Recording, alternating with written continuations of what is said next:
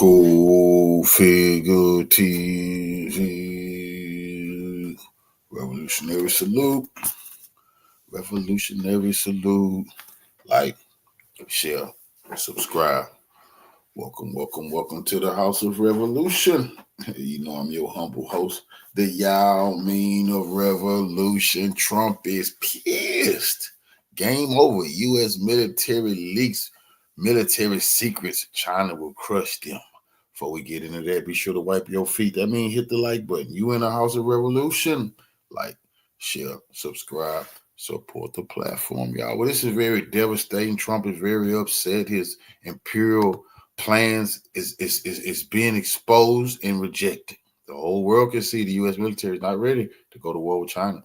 It's over. That's what the leaked Pentagon assessment says in language so blunt, so unambiguous that even the most optimistic defense analysts can't spin it anymore. China has surpassed the United States in military power across multiple critical domains. Not in some distant future scenario, not in theoretical war games. Right now, today, the balance has shifted, and the American military establishment just admitted what I've been warning about for over 2 decades. The nightmare scenario I outlined in The Tragedy of Great Power Politics is no longer a prediction. It's documented reality. I'm John Mearsheimer, and what happens next will determine whether we stumble into a catastrophic war or manage this transition without destroying everything we've built. The document appeared on my desk 3 days ago. Classified Pentagon assessment marked for internal distribution only. Someone inside the defense establishment wanted Americans to understand the reality their leaders have been hiding. The title alone should terrify anyone who understands geopolitics. Comparative Military Capability Analysis, United States versus People's Republic of China, 2024 update. Buried in the executive summary sits the sentence that changes everything. In aggregate assessment across naval tonnage, missile inventory, industrial production capacity, and regional force projection, Chinese military capabilities now exceed United States capabilities in Indo-Pacific theater operations. This isn't Chinese propaganda. This is our own military establishment admitting we've lost the edge in the region that matters most. But here's what should terrify you even more. This assessment only measures current capabilities. It doesn't account for trajectory, for the fact that China's military... What should really scare you is they know this and they still gonna go to war. Modernization is accelerating while ours stagnates. The gap isn't closing, it's widening. Every month, China launches more warships than some nations possess in their entire navy. Every year, Chinese defense industrial capacity expands while American shipyards close. We're not just behind, we're falling further behind, and the Pentagon knows it. I predicted this moment in 2001 when I published The Tragedy of Great Power Politics. The core argument was straightforward.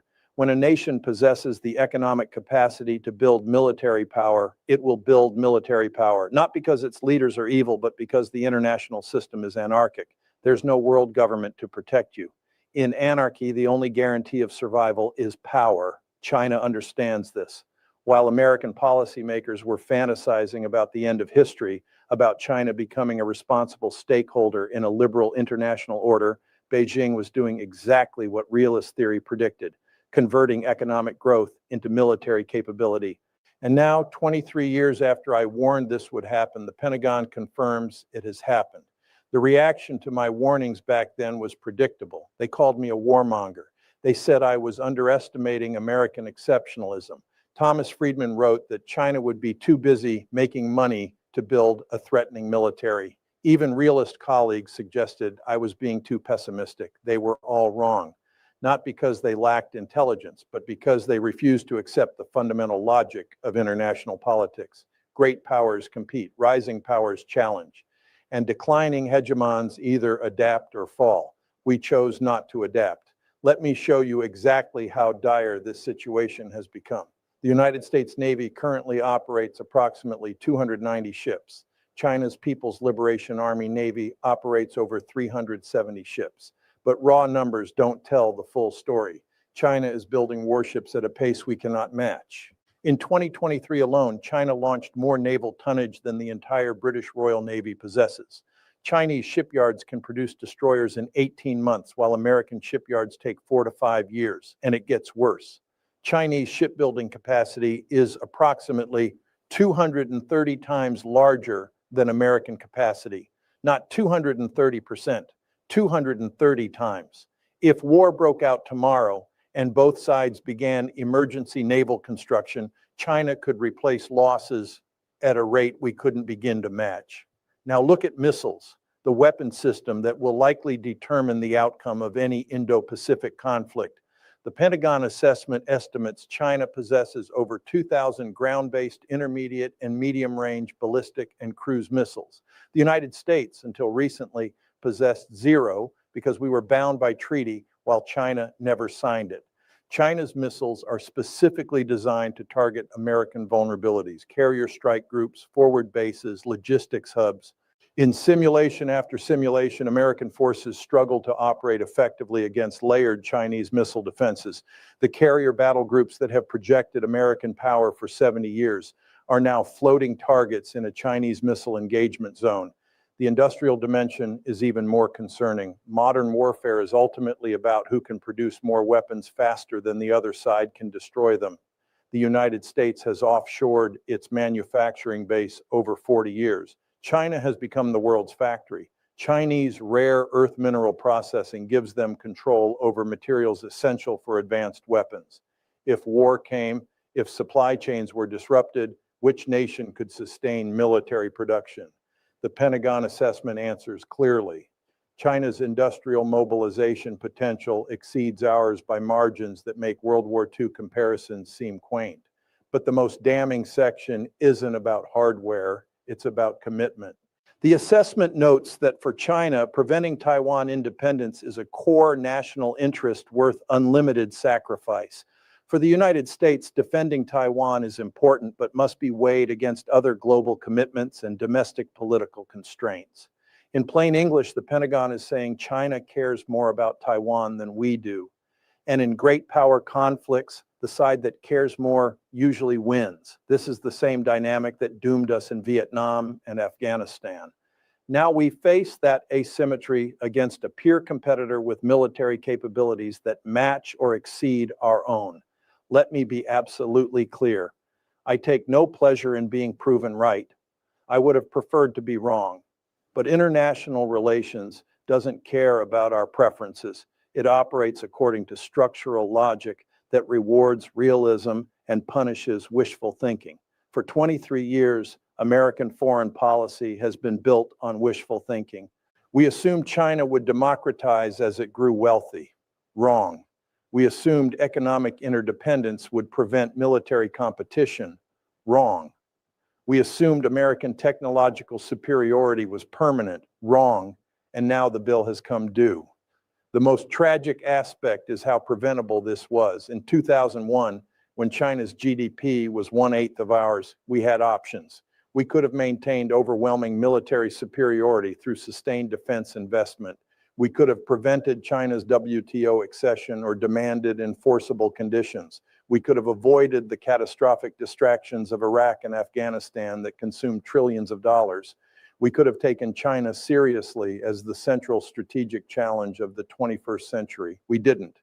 We chose to believe in a post-historical world, and those choices have consequences. Here's what keeps me awake at night. It's not just that China has achieved military parity, it's what happens next.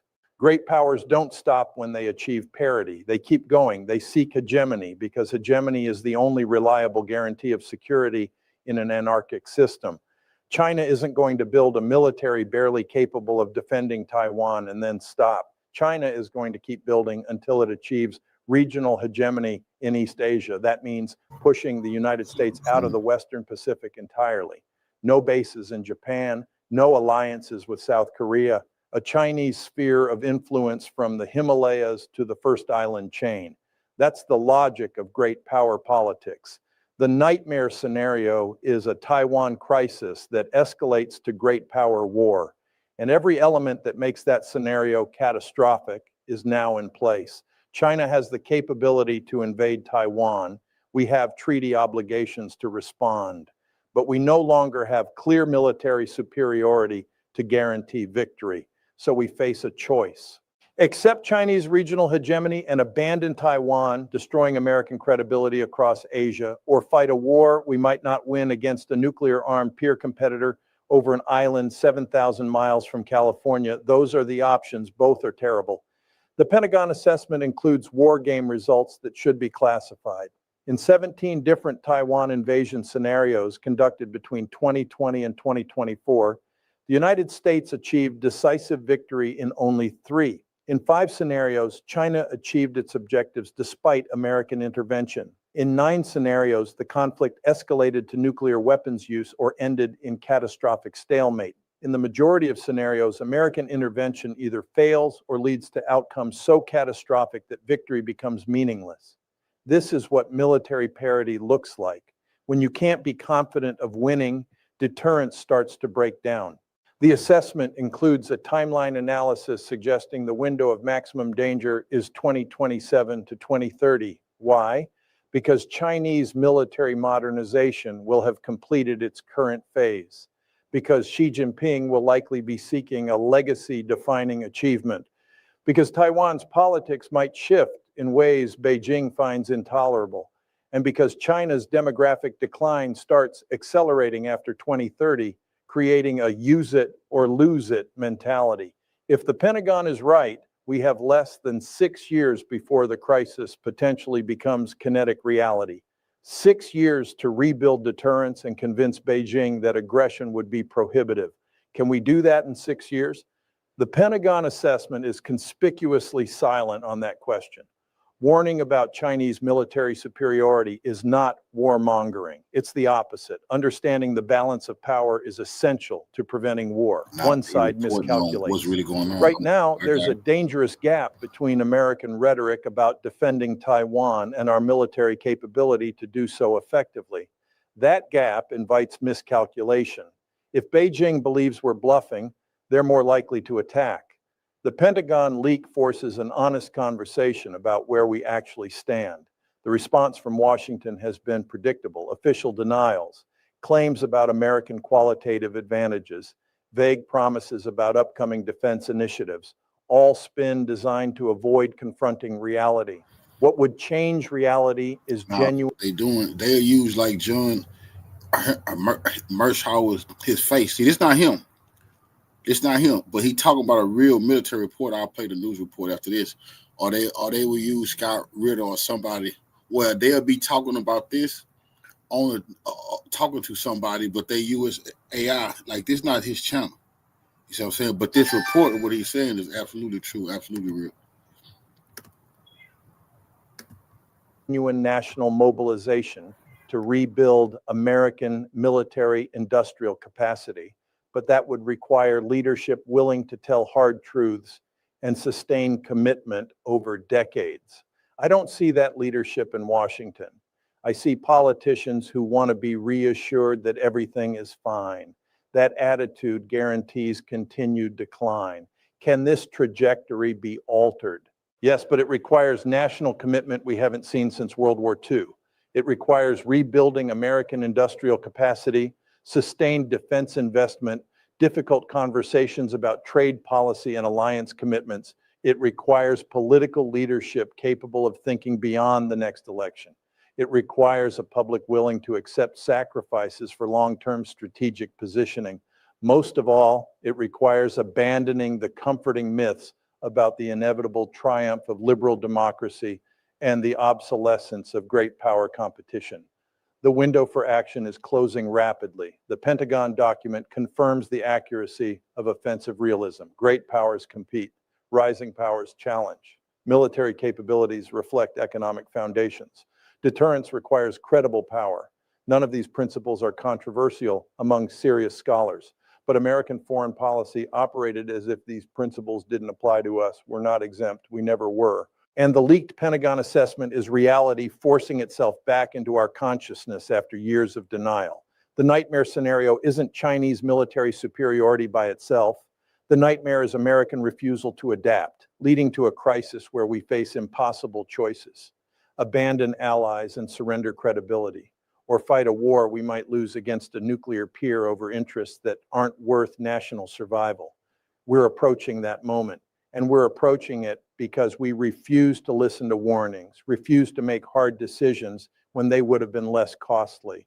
The tragedy of great power politics isn't that competition exists, it's that declining powers rarely adjust gracefully. They cling to past glories, they deny changed realities, and they stumble into conflicts that could have been avoided.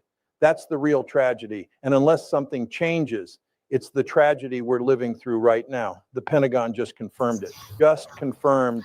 The question is whether anyone in power will actually do something about it before it's too late.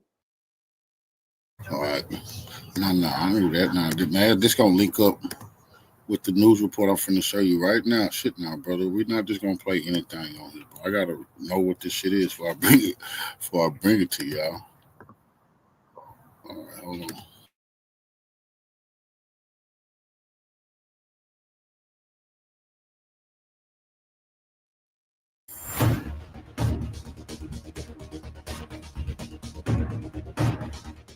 A newly surfaced top-secret Pentagon document has set off alarm bells in Washington.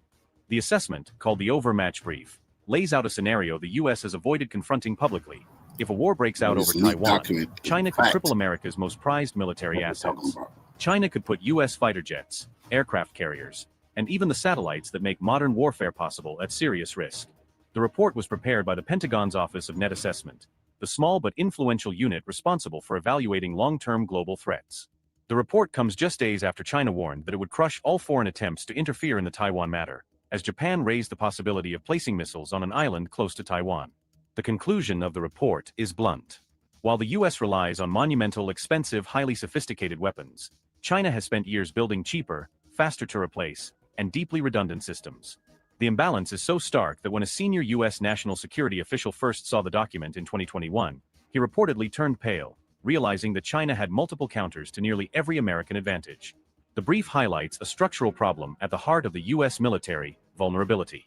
Aircraft carriers like the $13 billion Ford class, once symbols of unstoppable power, repeatedly get destroyed in war games simulating a Taiwan conflict. And yet, the Navy is planning to build at least 9 more of them. Meanwhile, China has focused on missiles and weapons designed specifically to neutralize these giants at a fraction of the cost. It's not just the hardware. The report says America's ability to sustain a war against a major power has eroded. Supply chain weak points make it harder to keep troops equipped.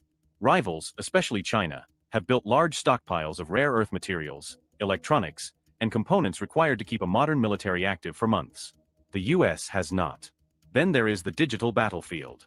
A China-linked hacking group known as Volt Typhoon has managed to infiltrate systems that control power grids, communications networks, and even water services for American military bases. In a real conflict, China could potentially delay U.S. troop movements, disrupt logistics, or even trigger outages that affect civilians far from the battlefield. All of this comes against an increasingly tense backdrop. Beijing has spent years modernizing its forces with one goal in mind: to deter, contain, or defeat any attempt to stop it from taking Taiwan. Taiwan sits on a geopolitical fault line. It's a thriving democracy, a key U.S. partner, and the heart of the global semiconductor industry. Losing it to Beijing, or even entering a conflict over it, would reshape global security, trade, and technology. Which is why the Overmatch Brief hits so hard. It exposes a gap between America's image of its military dominance and the reality of how much the battlefield has shifted.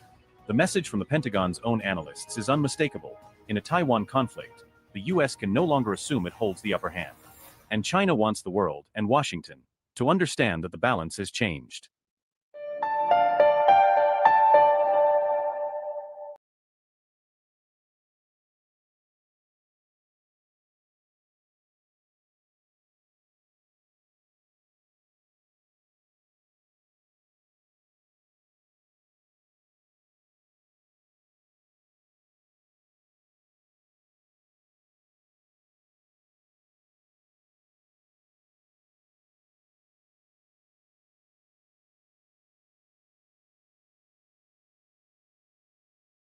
Not just Japan, but Asia writ large. And there are 2 things now that comes to mind as a geopolitical analyst, and I'm thinking about them simultaneously. One has to do with the Chinese naval capabilities, and the other one has to do with the US trying to revive the establishment of a mini NATO in Asia within these two contexts. I know it's kind of mind-boggling when I read about it coming out of Washington. So we'll start with the Chinese naval assets, and I would like to get your take into, first of all, where do you see the Chinese naval assets within the next 5 years? And also within this context, what was the timing for the release of the Fujian, the aircraft carrier, the Chinese aircraft carrier, which is the third one now? How do you see this playing out within the security landscape in the region? Yeah, well, China in many ways very quickly catching up, and in some aspects surpassing the U.S. Navy capability. Just look at the Fujian aircraft carrier. It's the immediate comparison is the USS Ford, right? The most advanced aircraft carrier in the U.S. Navy. Now, Fujian, because it was newer, it was able to leapfrog in many aspects by employing different and newer technology. So, for example, the USS Ford electromagnetic catapult, which is a first. The first time electromagnetic catapult has been deployed on an aircraft carrier, but the Ford electromagnetic catapult cannot launch a F-35, which would be a serious problem because that's the main workhorse for the U.S. fifth generation stealth fighter, and then you cannot launch it. And this is because USS Ford was, at the time when it was designed, Navy, Air Force, and Marine, they're still fighting over what kind of specs they want in F-35. So by the time they finalized F-35, USS Ford was already in production, and they just didn't expect F-35 to turn out to be so heavy. And so their catapult cannot launch it. And they can only launch the fourth generation fighter like F-18s. Now they do have steam catapults in the older U.S. aircraft carrier that can launch F-35, but there are a lot of advantages of electromagnetic catapults over steam catapults. One thing is that when it became electric, you can fine dial. Like how it's much easier to, for example, to adjust for the different plane weight that needs to be launched when you have an electromagnetic catapult. Or you can be Trump. He said, what, electromagnetic catapult, that's bogus. Let's go steam all the way. He's gonna be the first steampunk president. Pursuing the steam technology to the fullest. Because I think Trump is he grew up, like, his peak year is 1980s, right? So he's still stuck in the era of Top Gun, right? When like the image of the steam on the deck of aircraft carrier looks so cool. That's what we're gonna stick with. And so this is another the reason that Fujian was able to do this launch the Chinese fifth generation stealth fighters, the J-35, is because one is newer, and they also use DC current instead of AC current. So by the time they lay out Fujian, they already know what J-35 is going to look like. And there's also a report that Xi Jinping himself intervened personally in the construction of Fujian to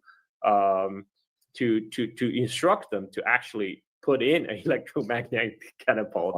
And and then it's not confirmed.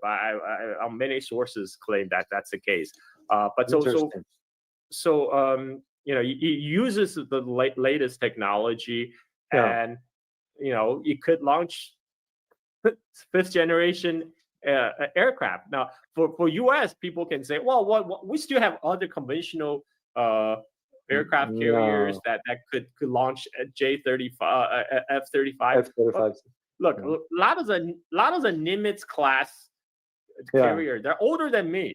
They're older than me. They're due to retire in like a few years. I mean, they like how long can you keep float a like more than 50+ year old Hulk? So that is one problem, and the problem is the real problem is still the manufacturing capability. The U.S. Pentagon admitted China has 230 times the naval shipbuilding capability than the United States. So even to replace all these Nimitz class aircraft carrier that's due to retire, U.S. will not be able to produce aircraft carrier at scale large enough, the same way that China will be able to, because China is already on their way to construct their 4th aircraft carrier, and which is going to be nuclear powered. And like on paper, U.S. has what, like 11, 12 aircraft carriers, but 11, in practice, 11, but some of them very old, Carl. Some of them very old. They're not going to keep up with the technology. In practice, they could only keep like four aircraft carrier battle group deployed, active deployment at any time.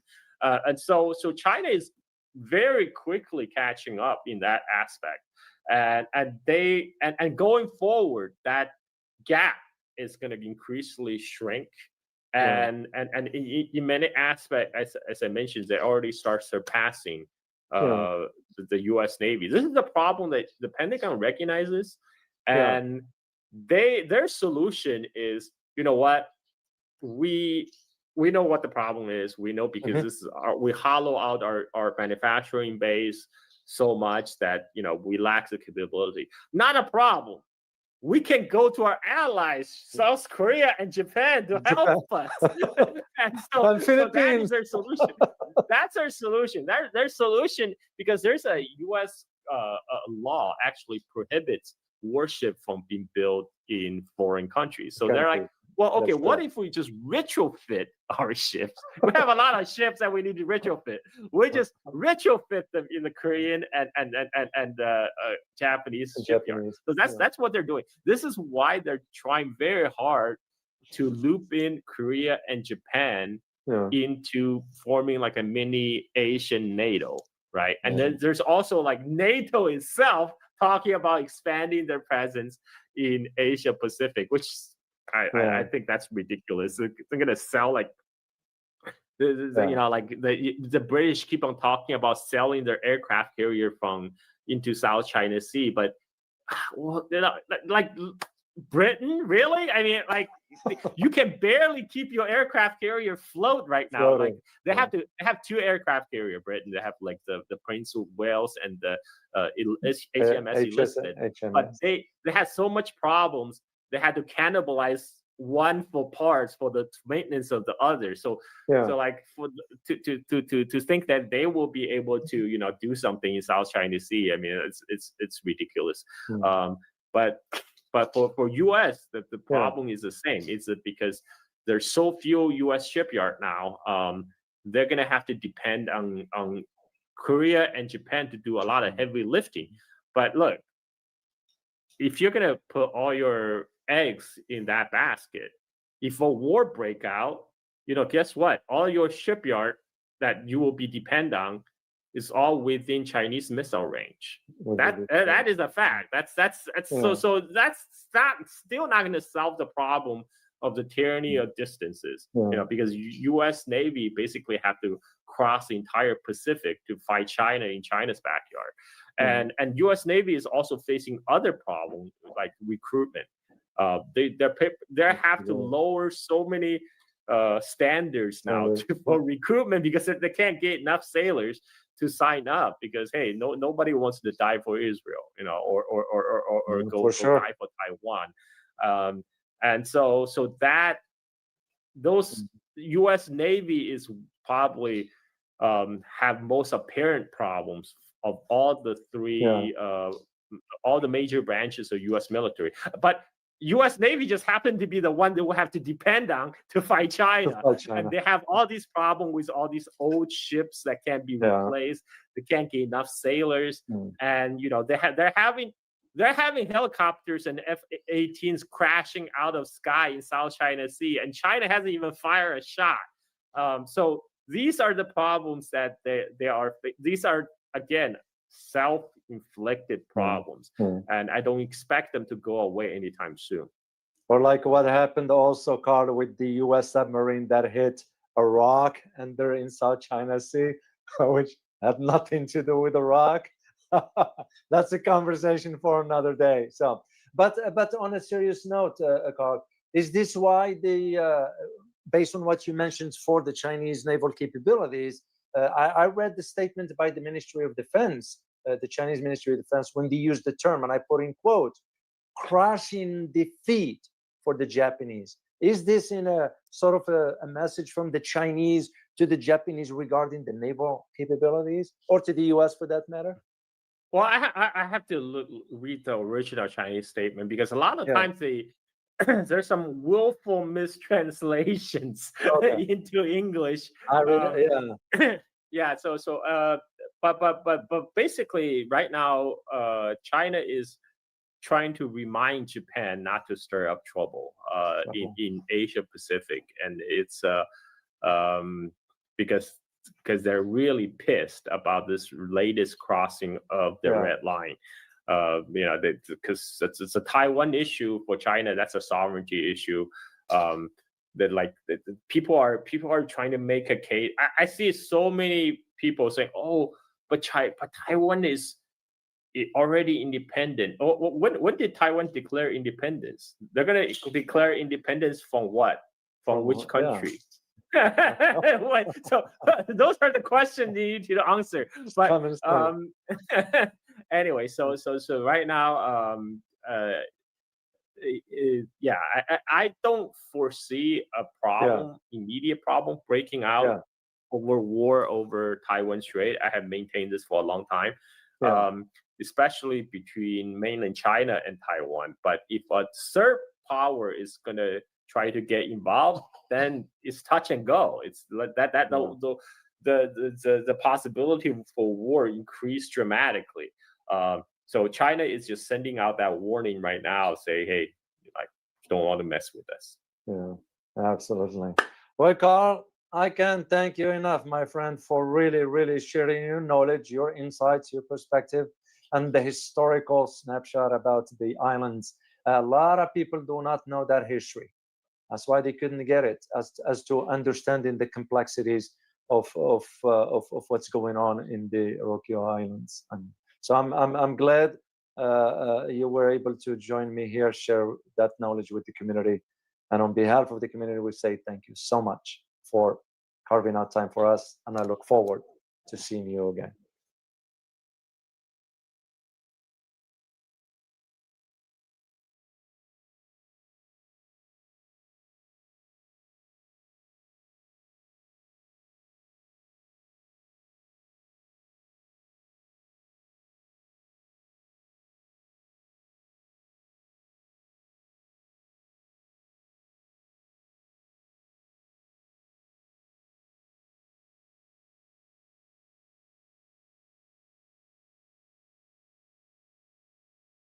United States visited one of them.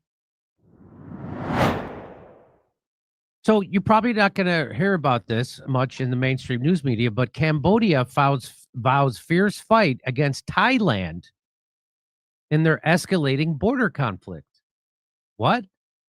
What is this about? And what would this have to do with the United States? Well, let me just show you real quick before I give you the rest of the story.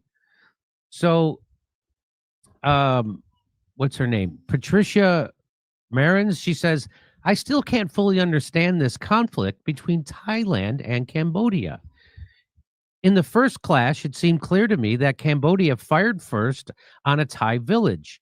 But even after the de-escalation and ceasefire, Cambodia kept planting landmines along the border, including several in areas that Thailand considers its own territory.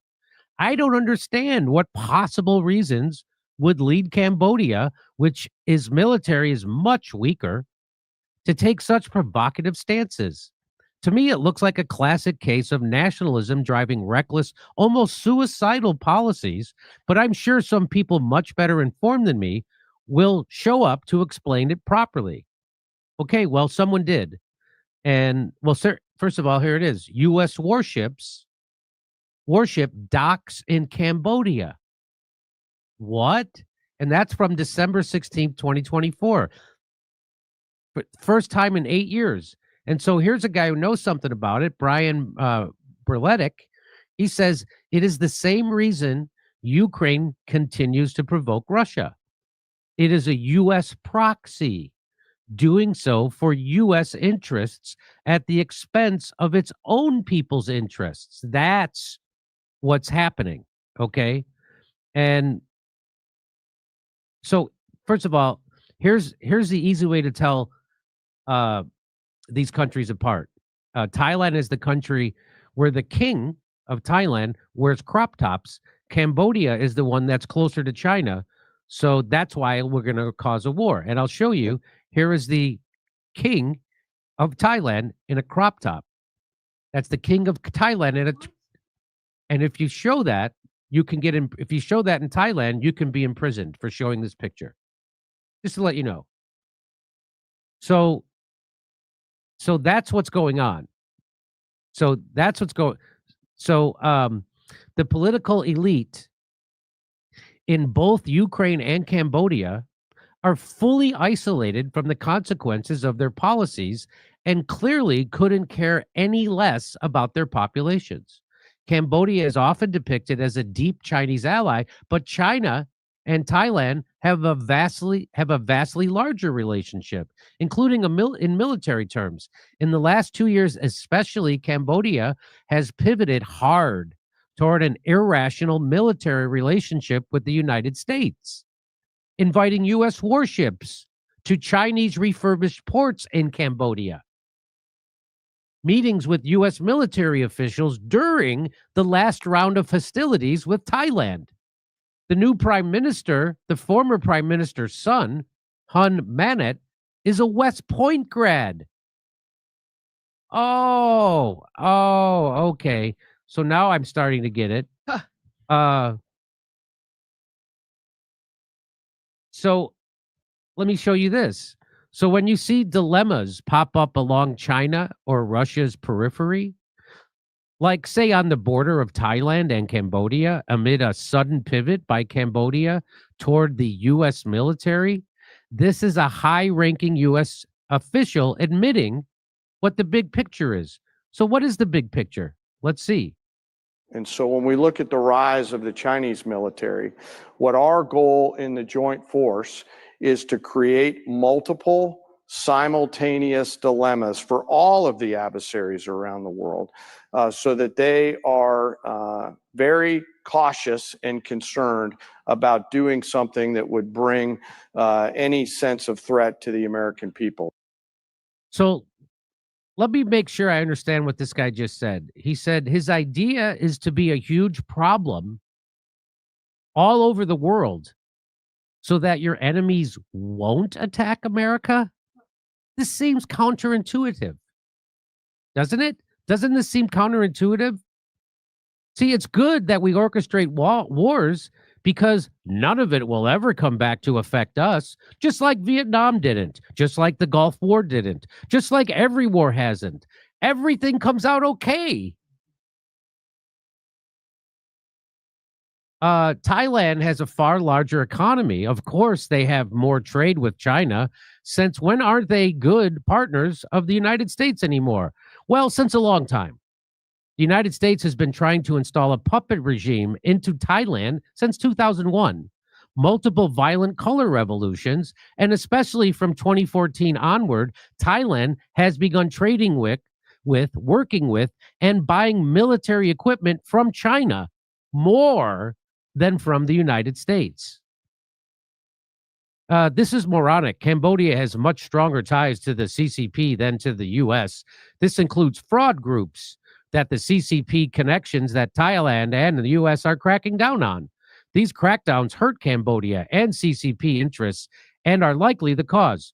Well, anyone could look up the trade, investment, and arms purchases between Thailand and China and Cambodia and China and see Thailand has a vastly larger relationship with China than Cambodia does. Hey, no, I'm not sure as to the particulars of the Thailand-Cambodia conflict, but saying Ukraine provoked Russia is fake. Okay.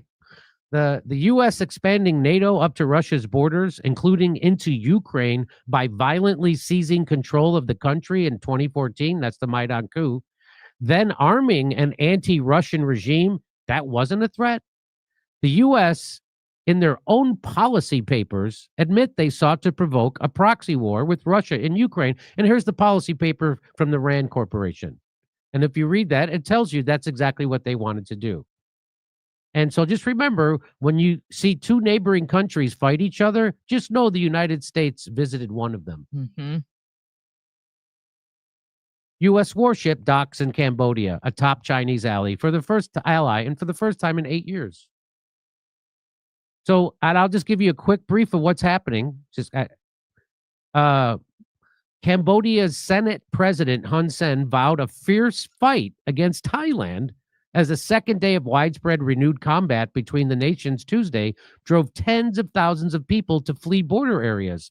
The fighting following a skirmish Sunday that injured 2 Thai soldiers and derailed a ceasefire pushed by U.S. President Donald Trump that ended fighting over territorial disputes in July.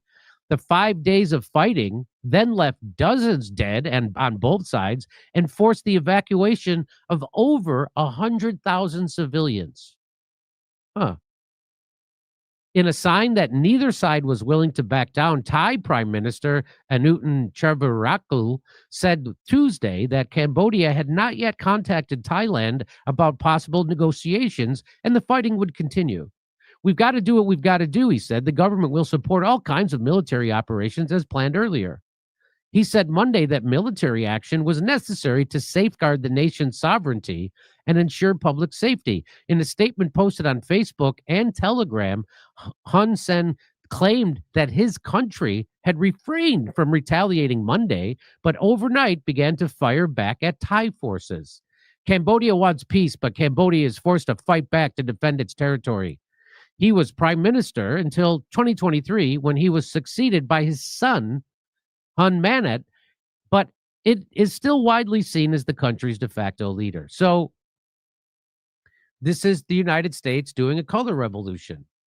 You want to know why Cambodia, with a smaller military and normally friendly, decided to flip and start attacking them? Well, there it is. Because the United States is pushing this. And this guy let the cat out of the bag.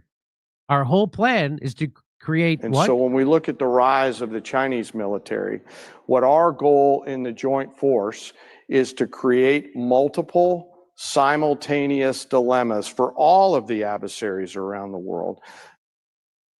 So they're going around starting wars all over the world with everyone that they see as an economic adversary. This is always about economics.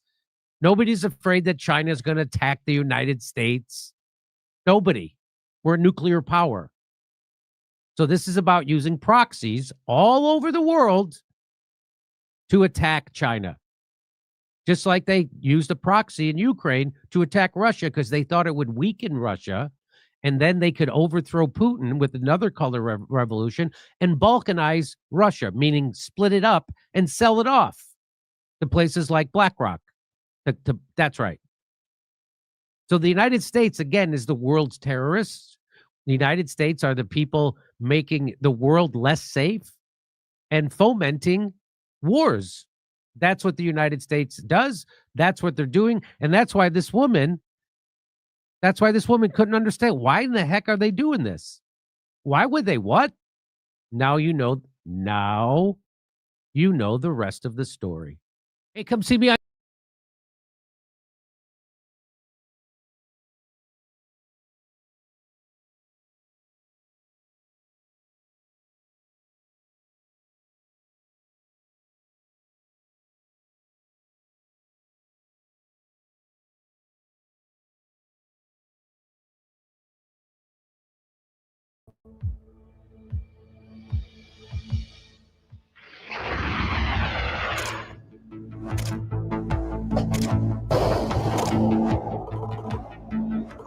Somewhere between the East China Sea and the western edge of the Pacific, tension hangs in the air thicker than the winter fog rolling over Okinawa's coastline.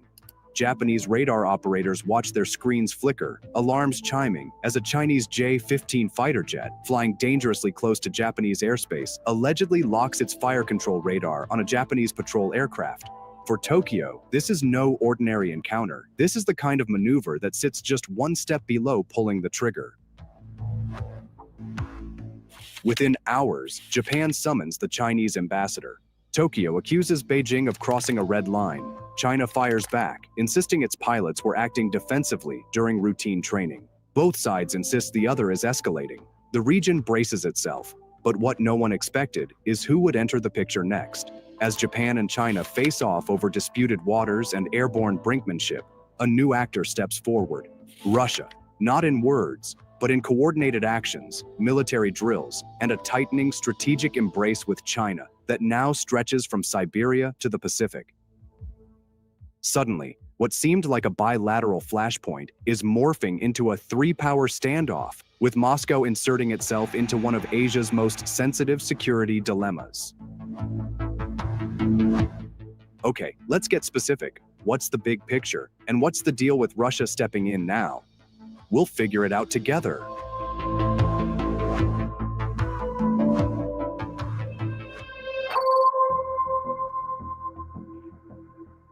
When the Chinese J-15 locked onto the Japanese aircraft, it wasn't just a flash of tension, it was a demonstration of capability. The J-15, often called the Flying Shark, is equipped with the powerful Type 1473 radar and can fire PL-12 and PL-15 air-to-air missiles at long ranges. Its presence so close to Japanese airspace signals China's confidence in its rapidly growing naval aviation. Japan, however, is not unarmed. The Japan Air Self-Defense Force operates nearly 200 upgraded F-15J Eagles, many fitted with modern ESA radars and new missile suites. Combined with Japan's incoming fleet of F-35AB stealth fighters, Tokyo fields one of the most sophisticated air defense networks in Asia. But the real backbone of Japanese defense isn't in the air. It's in its Aegis-equipped destroyers, armed with SM-3 and SM-6 interceptors capable of tracking and shooting down ballistic and cruise missiles. These ships create a defensive bubble over Japan, a shield against both Chinese and potentially Russian threats.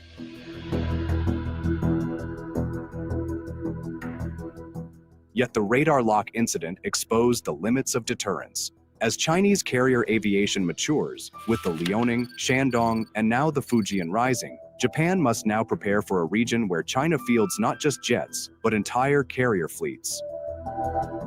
And into this tense balance of forces steps Moscow.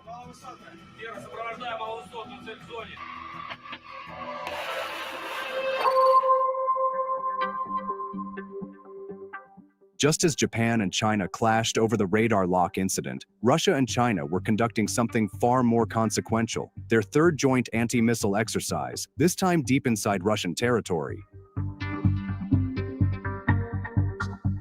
According to Reuters, these drills are designed to strengthen both nations' ability to defeat the kind of advanced U.S. targeting and strike systems now being deployed in the Indo-Pacific. This isn't symbolic cooperation.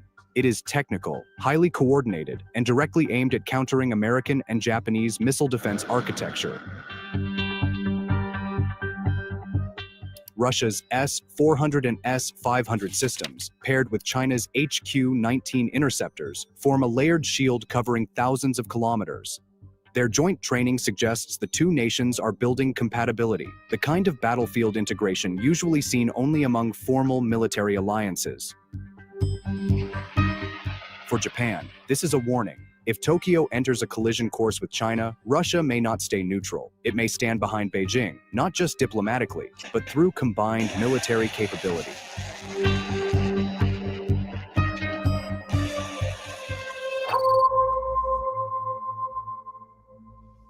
To understand why Russia is moving so aggressively into the Japan-China feud, you must look at the new bomber race emerging across the world. The United States is deploying the B-21 Raider, the most advanced stealth bomber ever created, designed to fly undetected into contested airspace. It can launch long-range precision strikes anywhere in the Indo-Pacific. For Japan, the B-21 represents reassurance, proof that the US can hit back deep inside Chinese or even Russian territory if conflict erupts.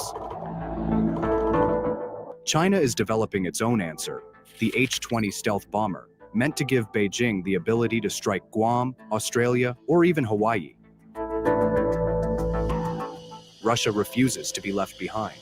While much remains classified, Russia is quietly moving forward with plans for the Tu-96, a next-generation strategic bomber intended to replace or supplement the aging Tu-95. Early reports suggest a platform built for extreme range, potentially equipped with hypersonic-capable cruise missiles and low observable features. And then there's the Tu-160M, Russia's supersonic White Swan, now heavily modernized with new engines, avionics, and electronic warfare systems. These aircraft can carry KH-101 and KH-102 cruise missiles, both capable of long-distance strikes that could threaten US forces in Japan or the Pacific. With China and Russia drawing closer, these fleets matter more than ever. The bomber race isn't about prestige, it's about reach, the ability to hit an opponent before they hit you. And this is where the Japan-China crisis becomes something much larger, a testing ground for long-range power projection.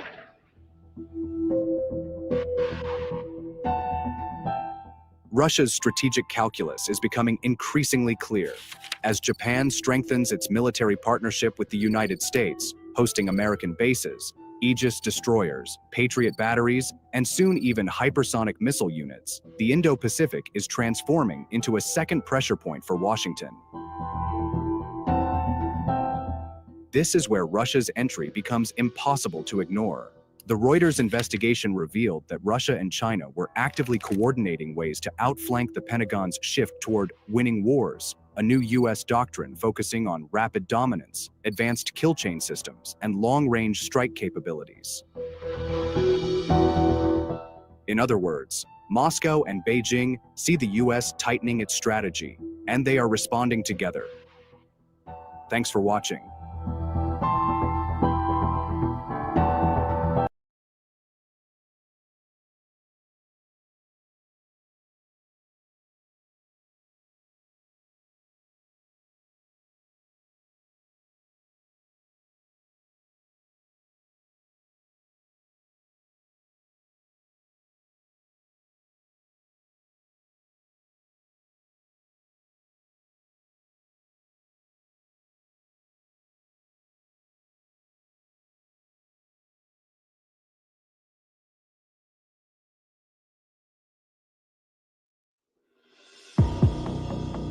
Over the Sea of Japan, a dangerous new dance is playing out.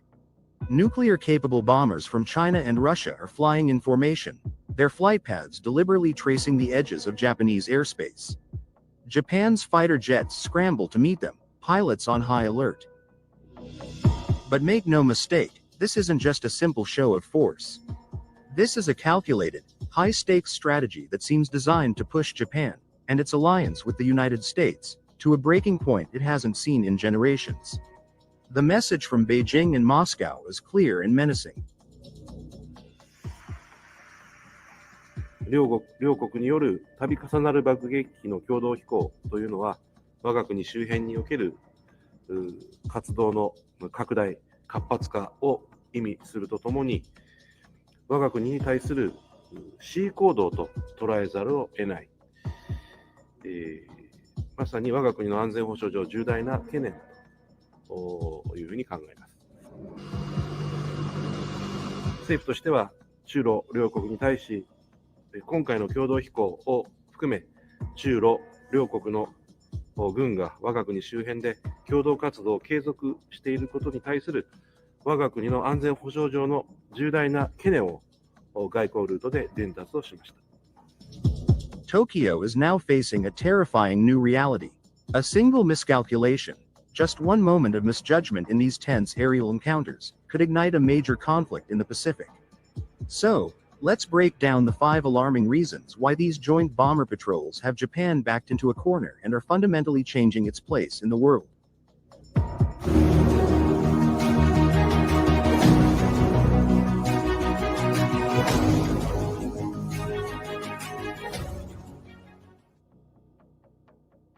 First up, let's talk about the hardware itself, because this is the most immediate reason for Japan's alarm.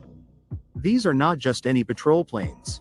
The missions consistently feature Russian Tupolev Tu-95, Bear bombers, and Chinese Xi'an H-6 bombers.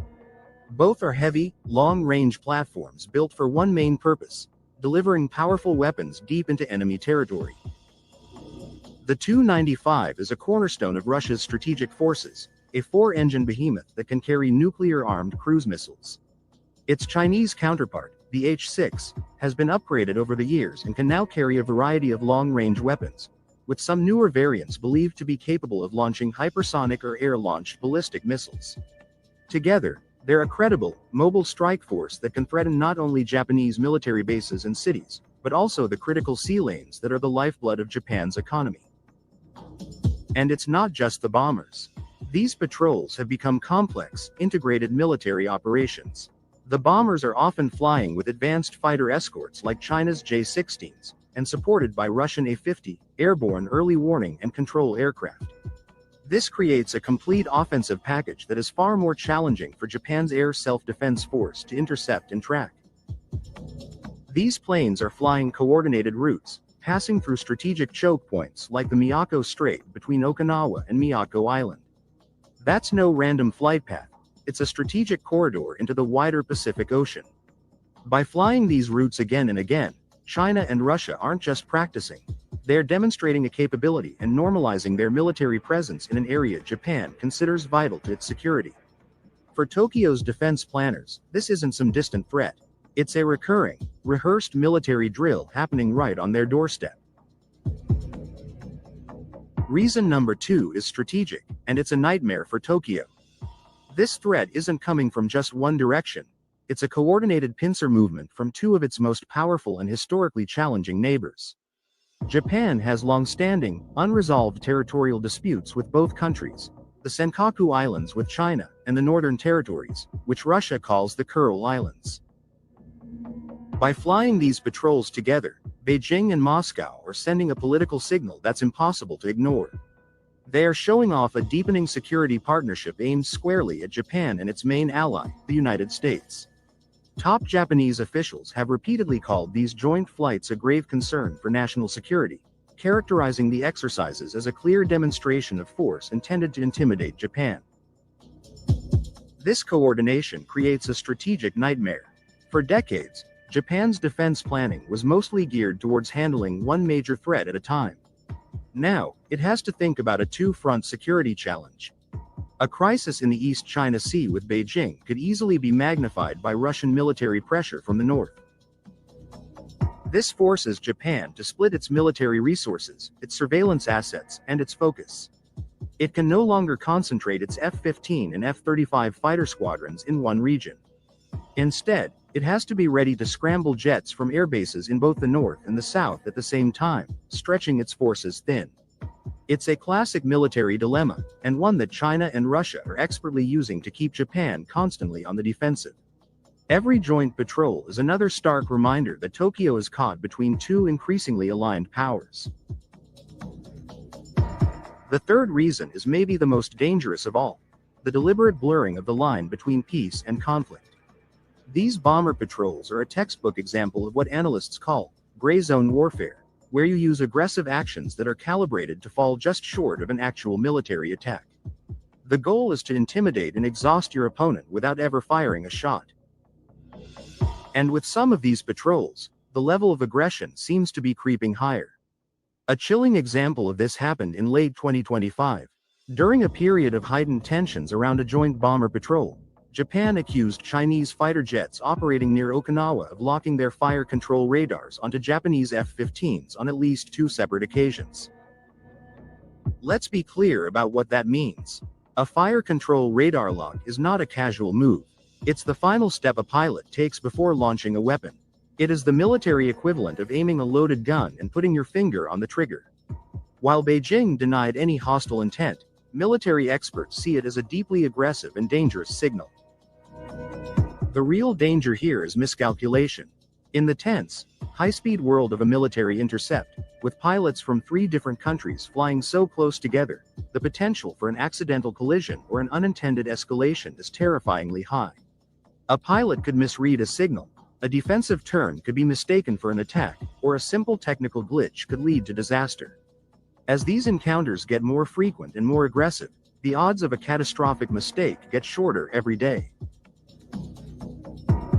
The fourth reason these patrols are so alarming for Tokyo is that they aren't just a message for Japan. They are a direct challenge to the United States and the credibility of the US-Japan security alliance, the very foundation of Japan's entire defense strategy since World War II. Every time Chinese H-6s and Russian Tu-95s fly near Japan, they're testing the alliance. They're testing its response time, its coordination, and its political will. Beijing and Moscow are watching very closely. How fast does the US react? What planes does it send up? How strong is the condemnation from Washington? To its credit, the United States has consistently responded, showing the alliance is still strong. In response to these patrols, the US Air Force has deployed its own powerful strategic bombers, including the B-52, to run joint exercises with Japanese F-15 and F-35 fighters. These missions are a direct answer, a counter-demonstration meant to show that the US stands with Japan. The Japanese Defense Ministry says these joint US-Japan drills reaffirm their strong resolve to prevent any unilateral attempt to change the status quo by force. But this also turns the skies around Japan into a crowded chessboard for global superpowers. It escalates the situation from a regional issue into a potential flashpoint between nuclear-armed states. While the US response is reassuring for Japan, it also raises the stakes for everyone. It also forces Japan to confront an uncomfortable truth.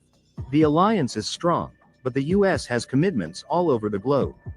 These bomber patrols are forcing Tokyo to ask whether it can, or should, rely only on American protection.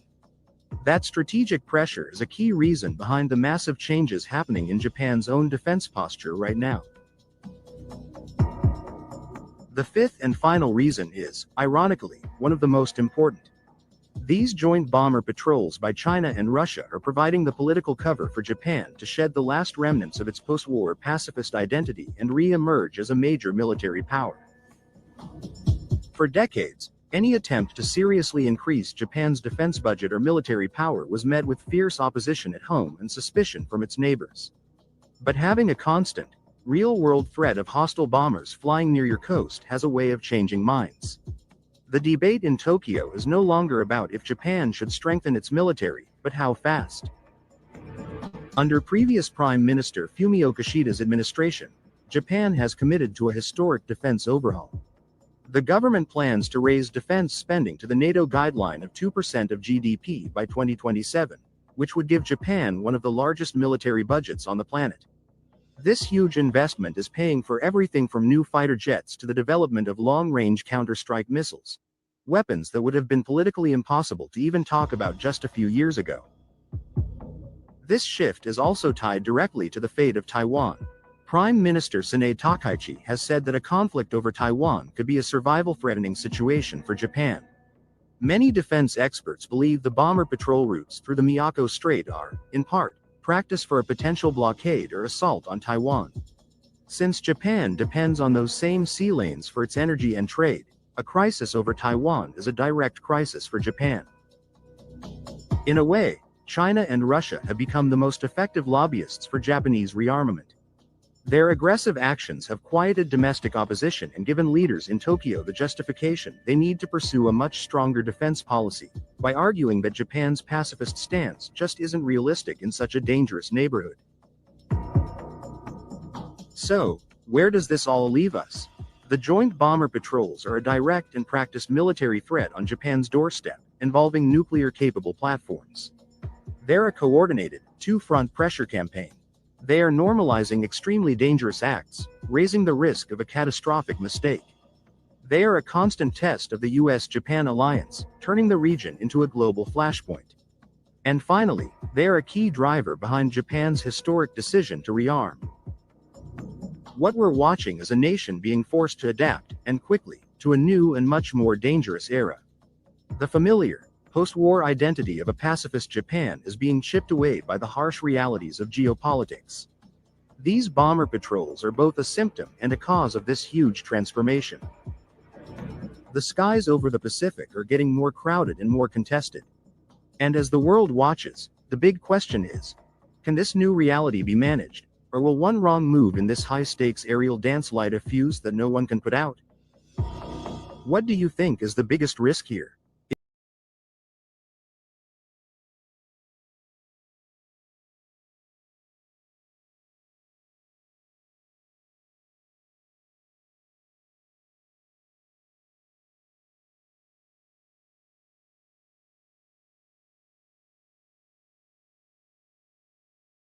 US document reveals that China can destroy America's most advanced aircraft carrier, the USS Gerald R. Ford.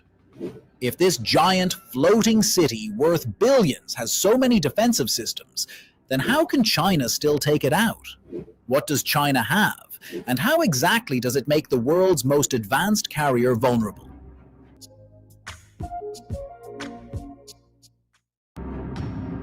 The Gerald R. Ford is the U.S. Navy's newest mega carrier, launched in 2013 and officially entering service in 2022. It cost over $13 billion and is the first of the Ford class, with a total of 10 planned over time. It has new tech like electromagnetic aircraft launchers, advanced arresting gear, and a radar system that helps it launch more aircraft at a faster rate with fewer people. In simple words, it's supposed to be America's ultimate power symbol on the sea. And this floating fortress doesn't travel alone. Whenever it moves, it brings an entire carrier strike group with it: destroyers, cruisers, submarines, and support ships. The ship itself is loaded with anti-missile systems, close-in guns for last-second defense, electronic jammers, and many radar layers to detect danger. A U.S. carrier is like a moving city protected by its own personal army. But the leaked U.S. brief says China can still take it down, not because the carrier is weak, but because China has built weapons specifically for destroying it. China isn't trying to match America with carriers, it is building things that kill carriers. China now has anti-ship ballistic missiles like the DF-21D, which dive onto ships from the sky at extreme speed. Then there's the DF-26, which can hit moving carriers from very far away. They also have over 600 hypersonic missiles that fly 5 to 8 times faster than sound, and they have ship-killer missiles like YJ-17 that are designed to pierce the carrier's deck. On top of that, China operates ultra-quiet diesel-electric submarines that can sneak close and fire torpedoes. China's hypersonic and anti-ship missiles outrange and outpace U.S. carrier defenses. The USS Gerald R. Ford can intercept threats only within 240 to 280 kilometers, but Chinese missiles like the DF-21D and DF-26 have ranges of thousands of kilometers, allowing them to strike from far outside this envelope. Traveling at Mach 5 to 8, a missile moving at such speeds gives the US carrier only 1 to 3 minutes to detect, track, and intercept it once it enters the defensive zone. This time frame is extremely short because the missiles maneuver unpredictably, can approach from multiple directions to overwhelm defenses, and move faster than the carrier's systems can reliably respond. Even a few seconds of delay can drastically reduce interception chances, making a strike on a highly protected carrier like the Gerald R. Ford very difficult to stop. The US document even admitted China has redundancy after redundancy for every trick America tries. So, what makes the carrier vulnerable? Its huge flat deck is an easy target. It can't hide, its movement patterns are predictable, and hypersonic missiles move too fast for traditional US defenses. One hit can shut down flight operations or damage the power system, and a carrier without aircraft becomes useless. China's capability to strike a US carrier matters far beyond the fate of a single ship. US carriers are the backbone of American influence in Asia and have long prevented China from confidently moving on Taiwan. If China can disable or sink a carrier, the US loses its primary tool of power projection. This would boost China's confidence, make Taiwan far riskier for the US to defend, and could tilt the entire global balance in Beijing's favor.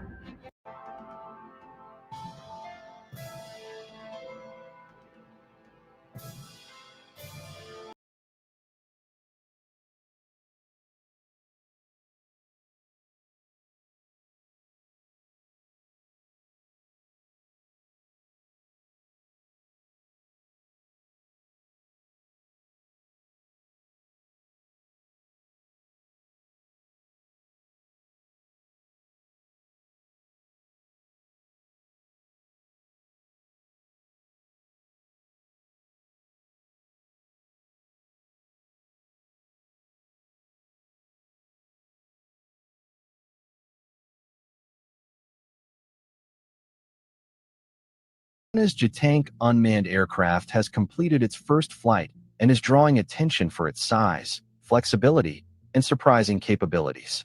This is not a typical drone. It's a large, modular platform designed to carry heavy payloads, fly long distances, and even release groups of smaller drones from the sky. In this video, we'll explore how Jitank was built and how its features could influence the direction of future aerial systems. Jitank enters a new category of unmanned aircraft based on its dimensions and technical features. The platform measures 16.35 meters long and spans 25 meters, placing it among the largest unmanned systems publicly revealed. With no cockpit or crew compartment, its internal volume is dedicated to mission equipment, payload modules, and structural reinforcements. This layout gives engineers more freedom to optimize function rather than accommodate human operators, allowing every component to contribute directly to performance and mission efficiency. The aircraft has a maximum takeoff weight of 16 tons and can carry up to 6,000 kilograms of payload. This level of lift far exceeds what most unmanned platforms can achieve and enables Jitank to fulfill duties typically assigned to mid-sized transport aircraft. Its generous payload margin also allows it to carry multiple types of equipment simultaneously, opening possibilities for missions that require varied tools or larger installations, further demonstrating how versatile the airframe can be in real-world applications. Jitank's 12-hour endurance adds another layer to its capability. Maintaining extended airborne operations requires careful aerodynamic shaping, fuel efficiency, and balanced structural weight. Jitank's long wings improve lift, reduce drag, and help sustain stable performance during lengthy flights. When combined with its 7,000-kilometer ferry range, the aircraft becomes well-suited for long-distance responsibilities across diverse regions, providing consistent reliability even during challenging environmental conditions or extended duration assignments. A defining feature of Jitank is its modular design. Instead of being built around one fixed configuration, Jitank uses a universal platform with modular mission payloads. Developers at AVIC created a system that accepts different pods and internal modules, enabling quick adjustments depending on the purpose of each flight. Its aerodynamic structure supports a wide speed range, a high service ceiling, and short takeoff and landing capability, which together broaden the environments where Jitank can operate. Jitank's modular design enables it to transition quickly between roles, making it highly adaptable for civilian and industrial needs. Reports note that its mission pods can be swapped in about 2 hours, giving operators the flexibility to respond to changing priorities without repositioning multiple aircraft. This rapid adjustment capability is one of the reasons the platform is receiving so much attention across different sectors. Its heavy lift capacity makes Jitank useful for aerial transport, especially in remote mountain regions or isolated islands where ground or sea routes may be inefficient. In areas with minimal infrastructure, Jitank can deliver sizable loads in a single flight, ranging from equipment kits to support materials. Its stable long-range performance ensures that valuable cargo arrives smoothly even over extended distances. In emergency scenarios, Jitank can help restore communication networks by carrying airborne relay modules. When regions temporarily lose connectivity, establishing reliable communication quickly becomes essential. Jitank's endurance gives it the ability to remain aloft for long periods, providing temporary coverage until ground systems are restored. This combination of endurance and payload capacity makes it a strong asset for post-disruption response operations. Jitank is also capable of carrying specialized equipment for geographic mapping, mineral exploration, and large-scale surveying. Its ability to fly far distances in one mission allows researchers to gather consistent data across broad areas. With advanced imaging tools installed, it can analyze terrain changes, assess agricultural zones, or evaluate geological formations without requiring multiple aircraft. For maritime and coastal observation, Jitank provides long-duration coverage useful for environmental monitoring, shoreline mapping, or oceanic research. These missions often require stable flight patterns and wide observational range, both areas where Jitank excels. Its versatility extends to forest monitoring, where it can detect environmental trends, assess vegetation health, and support conservation planning. This platform also aligns strongly with China's expanding low-altitude economy, where unmanned systems contribute to logistics, inspection, surveying, and service industries. Jitank adds a high-capacity layer to this ecosystem, bridging the gap between compact drones and full-sized aircraft. Its modular structure ensures it can integrate future technologies without redesigning the entire airframe, making it a long-term asset for evolving civilian needs. One of Jitank's most innovative features is its ability to function as an airborne UAV carrier. This title comes from an internal module known as the isomerism hive system, which allows the aircraft to carry and release large groups of smaller drones. This internal compartment is engineered to store these drones securely and deploy them at altitude when needed, offering a remarkably adaptable approach to multi-unit aerial operations in various practical scenarios. Reports indicate that the Hive module can hold hundreds of small drones, depending on their size and purpose. The ability to release so many units from one aircraft fundamentally changes how multi-point aerial tasks can be performed. Instead of launching individual drones from different ground locations, Jitank allows them to begin their missions from a centralized, airborne platform, improving efficiency and coordination. This system is especially useful for large area surveying, since the deployed drones can spread out and capture data from multiple directions simultaneously. With imaging tools or sensing equipment mounted on each drone, the collective output provides a detailed, multi-angle view of the environment below. This makes Jitank unusually effective for environmental monitoring, terrain analysis, coastal mapping, or agricultural studies that require synchronized aerial input.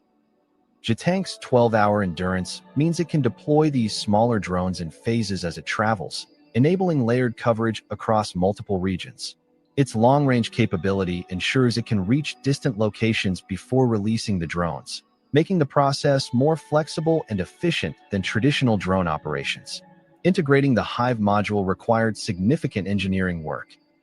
The fuselage must support the weight of the stored drones, maintain aerodynamic balance, and allow smooth release sequences without disrupting airflow. Jitank's reinforced internal structure and elongated frame help maintain stability both before and after deployment. Experts view the airborne UAV carrier concept as one of Jitank's most forward-looking innovations. It creates a new operational model where one large unmanned system becomes a hub for numerous smaller ones. This approach expands what is possible in remote sensing, communication support, and multi-point environmental observation. By combining heavy lift capacity with coordinated drone deployment, Jitank introduces a flexible and efficient method for large-scale aerial missions. Jitank's maiden flight marks a notable advancement in unmanned aviation.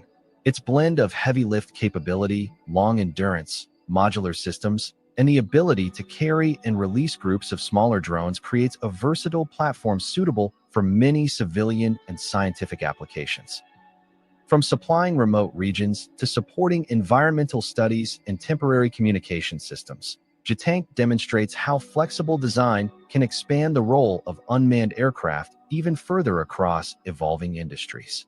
As development continues, it stands out as a promising example of how adaptable aerial platforms can support diverse needs in the years ahead.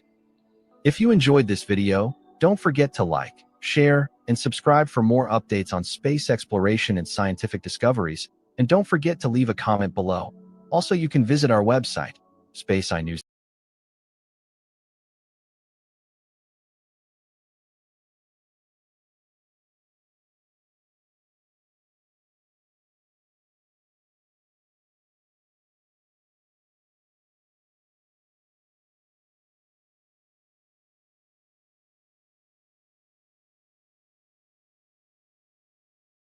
On APT opinion, has North Korea already crossed the point where it's no longer a regional threat, but a global nuclear power we've underestimated for far too long? Tell me what you think in the comments.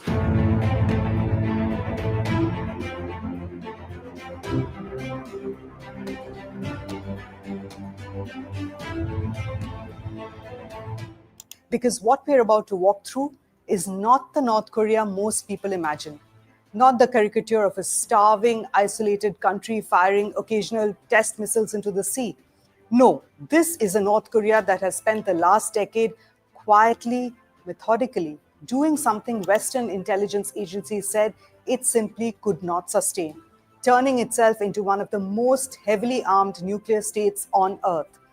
And the shocking thing is, it has done this while under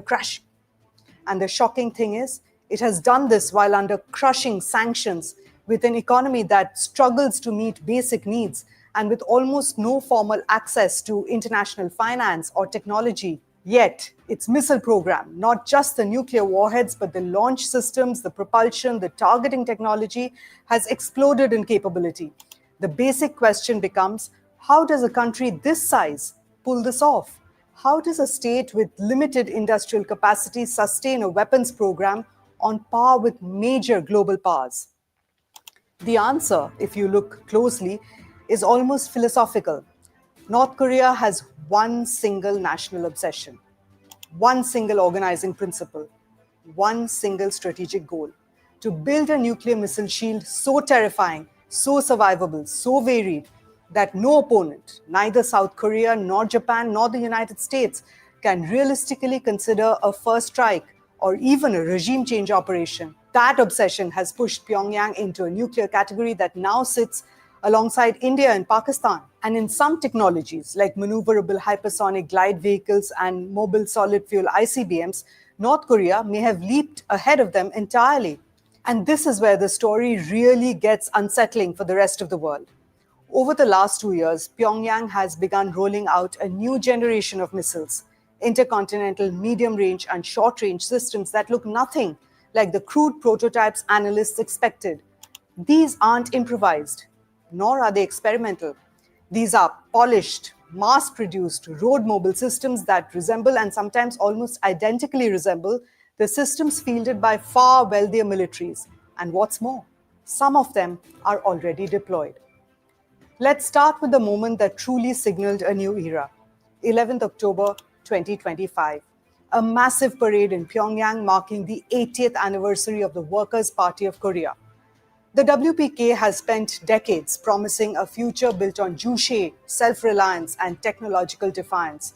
And this parade felt like the culmination of that ideology. The star of the parade, the absolute jaw-dropper, was the unveiling of the new Hwasong-20 mobile intercontinental ballistic missile. This thing is enormous, an 80-ton, 3-stage solid fuel monster reminiscent of Russia's Yars system. It's mounted on an 11-axle transporter launcher that doubles as a mobile launch pad. In missile engineering, mobility is survival. Mobility is deterrence. And North Korea has learned that lesson well. The Hwasong-20 also carries MIRVs, multiple independently targetable re-entry vehicles.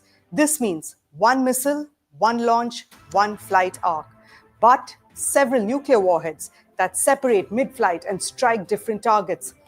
A few weeks before the October parade, North Korea tested a new solid fuel engine, believed to be designed for this missile. And here's the kicker. If the estimated range of 15,000 kilometers is accurate, North Korea now possesses, in theory, the ability to strike any point in the continental United States. The Hwasong-20 hasn't flown yet, but the day that test happens, the global security landscape shifts. Now, the Hwasong-18 is more mature. It's already deployed, and it's a lighter, modernized solid fuel design that closely resembles Russia's Topol-M. Its range, also intercontinental, is thought to be around 12,000 kilometers. This is not a prototype. It's a weapon already integrated into North Korea's strategic forces. It first appeared in 2023, and it has been successfully launched. And then there's the Hwasong-17, the big liquid fuel missile, the one that first shocked analysts back in 2020.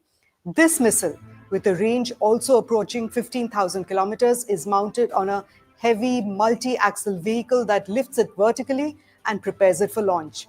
It's old school, yes, slow, vulnerable compared to solid fuel systems, but it's powerful. And you know what? It shows how North Korea used Soviet designs and re-engineered them for its own purposes. What's important here is the scale. North Korea's ICBM arsenal is no longer a dream or only on paper in a file somewhere in Pyongyang. It exists. The exact number? Hard to say. Open source imagery shows only 6 Hwasong-17 launchers, though production may be ongoing. The solid fuel systems complicate estimates, but informed guesses suggest perhaps a dozen deployed mobile ICBMs, solid and liquid combined. A dozen nuclear-armed missiles that can reach the continental United States is not a symbolic force. It is a strategic force. Now, this is only the first pillar of North Korea's missile shield. The second pillar, the medium-range system, is arguably even more dangerous because this is where Pyongyang has embraced maneuverable hypersonic glide vehicles. Hypersonic glide vehicles are the nightmare of missile defense. They fly at enormous speeds, but unlike traditional ballistic warheads, they maneuver unpredictably, slipping under radar arcs and defeating interception algorithms. Now, on the 2nd of April, 2024, North Korea launched the Hwasong-16B, its first hypersonic missile. This was not a stunt. This was a functional launch of a solid fuel missile carrying a hypersonic gliding warhead with a range of 5,000 kilometers. So that means it can strike targets anywhere in Southeast Asia and potentially US bases scattered across the Pacific, Guam included. And then North Korea unveiled the Hwasong-11MA, a twin missile mobile launcher firing 2 hypersonic glide vehicles with a range of around 1,000 kilometers. If North Korea has solved the guidance problem, and that's the only real question, this system could target US aircraft carriers far off the Korean coastline. Carrier strike groups depend on standoff distance. A maneuverable hypersonic missile with a 1,000-kilometer range erodes that distance dramatically. And then there's a fascinating hybrid, the Pukguksong-2, originally designed for submarines, then re-engineered for land use. A 1,500-kilometer solid fuel missile that might, I repeat, might carry nuclear warheads. The fact that North Korea can adapt submarine designs for land launch tells you just how modular their missile development has become, right? And speaking of submarines, this is where people underestimate North Korea the most. In 2023, Pyongyang unveiled the Hirokim Gunok, its first true ballistic missile submarine equipped with vertical launchers for Pukguksong-5 missiles. These sea-launched missiles have a range of about 3,000 kilometers, and that instantly puts US bases in Japan and Guam at risk from below the surface. This matters. It matters because a sea-launched ballistic missile gives you survivability, second strike capability. It can hide, it can move. It complicates military planning in ways that only a handful of nations, Russia, China, US, India, have had to deal with so far. And now, North Korea joins that club. Finally, the short-range missiles, the frontline systems, these are no less heavyweight. The KN-25, which looks like a huge multiple rocket launcher, actually fires guided missiles with individual correction systems. In 2024, on the 23rd of April, North Korea used these rockets in a simulated nuclear counterstrike exercise and openly declared that they can carry nuclear warheads. A 400-kilometer nuclear-capable rocket that can saturate targets in South Korea is a devastating battlefield tool. And then there's the Hwasong-11 KN-23, famous online as Iskander-4 because it resembles Russia's 9 M723 missile. Mobile, rail-launched, sea-launched variants, all with a range of 600 kilometers and the ability to carry compact nuclear payloads. This missile alone gives North Korea the ability to hit any target in South Korea with precision. And then the KN-24 and the KN-11D. North Korea's take on ATACMS, but modernized, more range, more accuracy, more missiles per launcher. These systems allow simultaneous strikes against dozens of targets. If all of this sounds like an impossible level of sophistication for a country under sanctions, well, that's the point.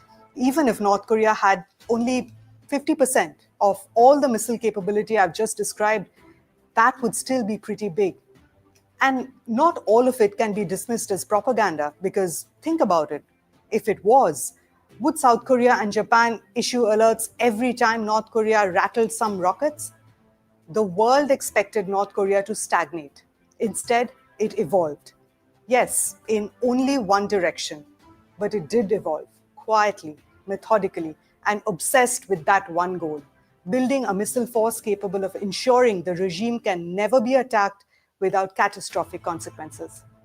Tonight on APT Opinion, that is the uncomfortable truth. North Korea is no longer just a regional nuclear power rattling sabers across the DMZ. It is now an advanced missile state, one whose arsenal spans every range category, uses every major propulsion technology, and increasingly mirrors the systems fielded by far richer nations. And for a long time, the world denied it, dismissed it, because it didn't play into Western narratives of a sanctioned, outcast state that they drew North Korea to be. But here at APT, we believe in stripping away the layers.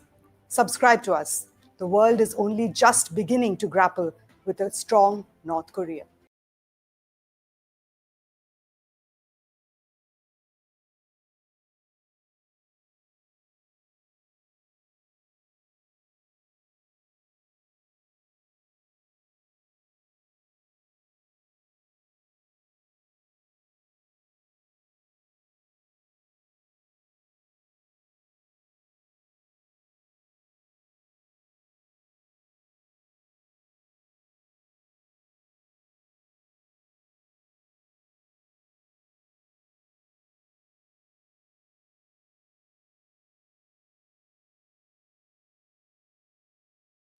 About China's WTO accession. And WTO accession was rocket fuel for PRC's ambitions, giving it the global market access that turned China into the world's manufacturing and export powerhouse. No policy has strengthened the PRC more. World Trade Organization, which created China. China has been like a rocket ship ever since. China just reported that for the first 11 months of the year, its goods trade surplus has reached $1.08 trillion. This is the first time in modern economic history that any nation has crossed that $1 trillion mark. Over the same period, China's total exports rose by 5.4% to over $3.4 trillion, and its imports were $2.3 trillion. Now, the scale of this surplus is not simply a result of short-term economic fluctuations. It reflects long-standing industrial capacity, the restructuring of global supply chains, and deeper shifts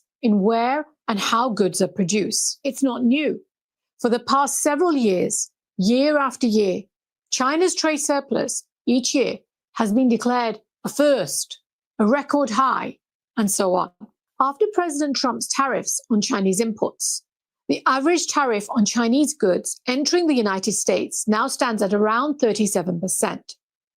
US imports of Chinese goods have fallen sharply. So in November, China's exports to the United States declined 29% year on year. But this contraction hasn't reduced China's overall export level. Instead, China has redirected shipments to other markets demonstrating that flexibility and breadth of its trade relationships.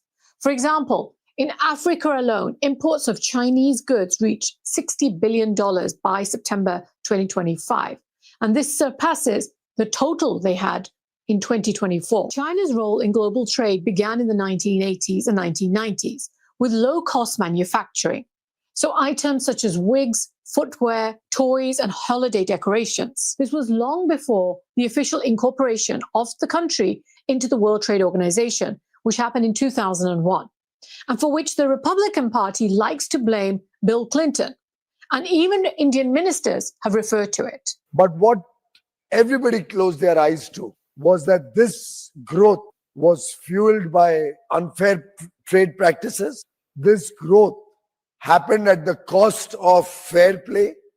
Over time, China's manufacturing base has grown much more complex. It's invested heavily in infrastructure, from world-class ports to highways. It's set up large-scale industrial parks and export zones. It's developed engineering talent and created supplier ecosystems that reduce production costs and improve reliability. By the early 2000s, China had become essential in producing electronics, machinery, textiles, and components that fed into the global value chains. That was the next step up on the value chain. Remember, even Tim Cook has said, Apple is not in China because of cheap labor. Because of the skill and the quantity of skill in one location and the type of skill it is. During the past decade, China's advanced further up this value chain. The country has now become the dominant global supplier of solar panels, electric vehicles, lithium-ion batteries, mid-range semiconductors, and shipbuilding tonnage. Chinese firms have expanded into robotics, medical devices, and high-value consumer electronics now. That shift reflects a long-term policy approach focused on industrialization, technological upgrading, and scale. So as a result, China today operates across virtually every manufacturing category. Its production capacity and integration into supply chains are broad enough that many industries around the world depend either directly or indirectly on Chinese inputs. Now, this is why J.D. Vance's speech earlier this year fits in, because he said that we expected poor countries to stay at the low end of the value chain as we moved up the chain. The first is assuming that we can separate the making of things from the design of things. The idea of globalization was that rich countries would move further up the value chain while the poor countries made the simpler things. Value chain, but it turns out that as they got better at the low end of the value chain, they also started catching up on the higher end. We were squeezed from both ends. Now, it's this worldview that's been shattered. And for successive Western governments who did nothing for the people in their own countries, they gave them no training, they had no industrial policy, they left it exclusively to the private sector, and now they want to blame China. The private sector invested their resources into those areas where they make the most money to get personally rich. And now the same governments are doing the same thing again when it comes to AI and how it's going to be applied in their societies. Absolute no preparation is being done whilst implementing the technology to ensure that millions of now white-collar jobs are not going to put at risk. Now, I will spend more time later on the details of China's exports and where they're going, and why ultimately that export-led model cannot go on forever for China's own development. But first, a little side tour into two other countries that are also were known as manufacturing giants, and why those countries, Germany and Japan, never threatened the United States the way China is doing today. The United States views China's trade surplus as a systemic challenge in a way that it never viewed Germany's, even during the country's peak surplus years. At its highest point in the mid-2010s, Germany's goods trade surplus internationally was roughly around $300 to $350 billion. And with the US at that high point, it had around $100 billion surplus. Now, Germany's surplus emerged from a concentrated set of export strengths in autos, chemicals, and machinery. But these sectors did not threaten the United States leadership in technology, in defense-related supply chains, or most importantly, in global economic governance. German surplus was around 0.05 to 0.6 as a percentage of US GDP, which was around $17 trillion then. Currently, China's surplus stands around 1 to 1.25% on a US GDP, which is around $28 trillion. But more importantly, Germany was never viewed from a strategic competitor angle. Even during a recent interview, President Trump described Europe as a weak continent. The latest national security strategy describes it as a decaying continent. Germany, as a US ally within NATO, is always dependent on the United States since the 1945 defeat and then the Marshall Plan, both psychologically and militarily. It's never threatened the US hegemony. Unlike even France, who tries to stand up for itself or stand up for European interests and does not see Europe as an exclusive US vassal, unlike Germany. Now, coming to Japan's large trade surplus with the United States in the 1980s, this did trigger a major political and economic backlash in Washington. But the dynamics were very different from today's tensions with China. At its peak, Japan's global trade surplus reached around $120 to $150 billion, the world's #1 surplus country at the time. The exports were highly concentrated in automobiles, consumer electronics, and semiconductors. Japan's surplus with the US was $50 to $60 billion. And when you take into account that the US GDP at the time was around $4.5 trillion, its surplus was equivalent to around 1.1 to 1.3% of the US GDP. That is comparable in relative terms to China's bilateral imbalance today. Japan then, as China today, saw the political backlash from the United States, which viewed it as a direct threat to itself.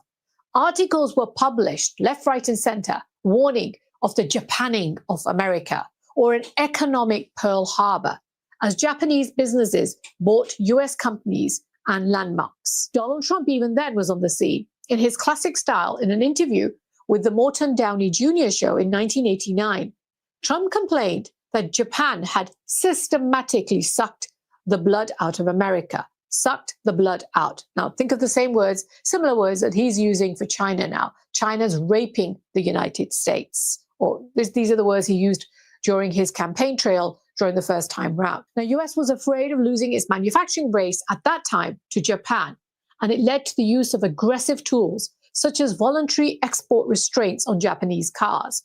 Japanese had caps as to the number of cars they were allowed to export into the United States.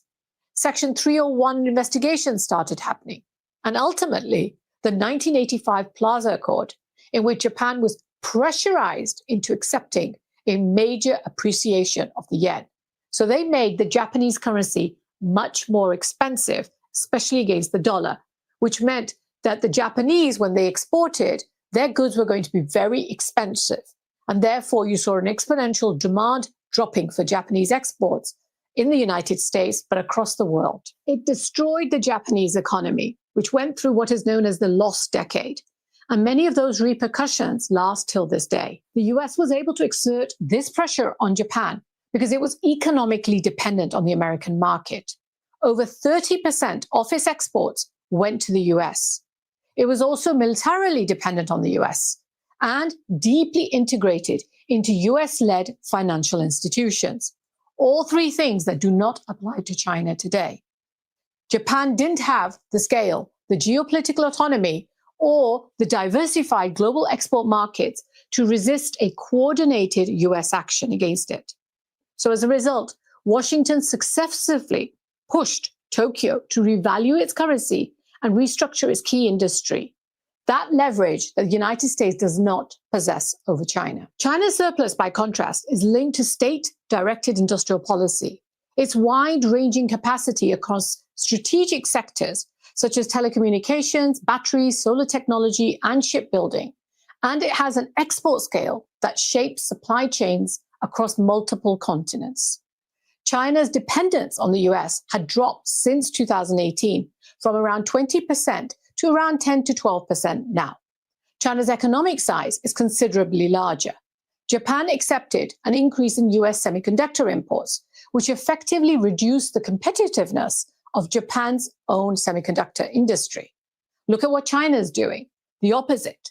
It's told the US to keep its NVIDIA H100 chips, that downgraded chip, and it's helping its own domestic competitors to become stronger. It is, of course, militarily much stronger than Japan was. And as the US acknowledged it recently in that national security strategy, it's a near peer. China's expanding presence in emerging markets also influences geopolitical alignments. This, of course, worries the United States. Countries that rely heavily on Chinese goods or investment are going to adjust their foreign policies, obviously, accordingly. China's infrastructure financing, technology exports, and investment partnerships are further deepening its global relationships. This is happening at a time when the US has also adopted the America First philosophical approach to its own role in the world. It wants to stay within the Western Hemisphere only. So it's a double whammy for those in the United States that believes that the country needs to be much more active on the global stage to retain its hegemonic role. Now, China has grown exponentially and changed the lives of millions of its people through that export-led model. But increasingly, it cannot rely only on that. Not only does it face restrictions from high-value export markets like the US or Europe, it has spread to many other countries in the last 5 years or so.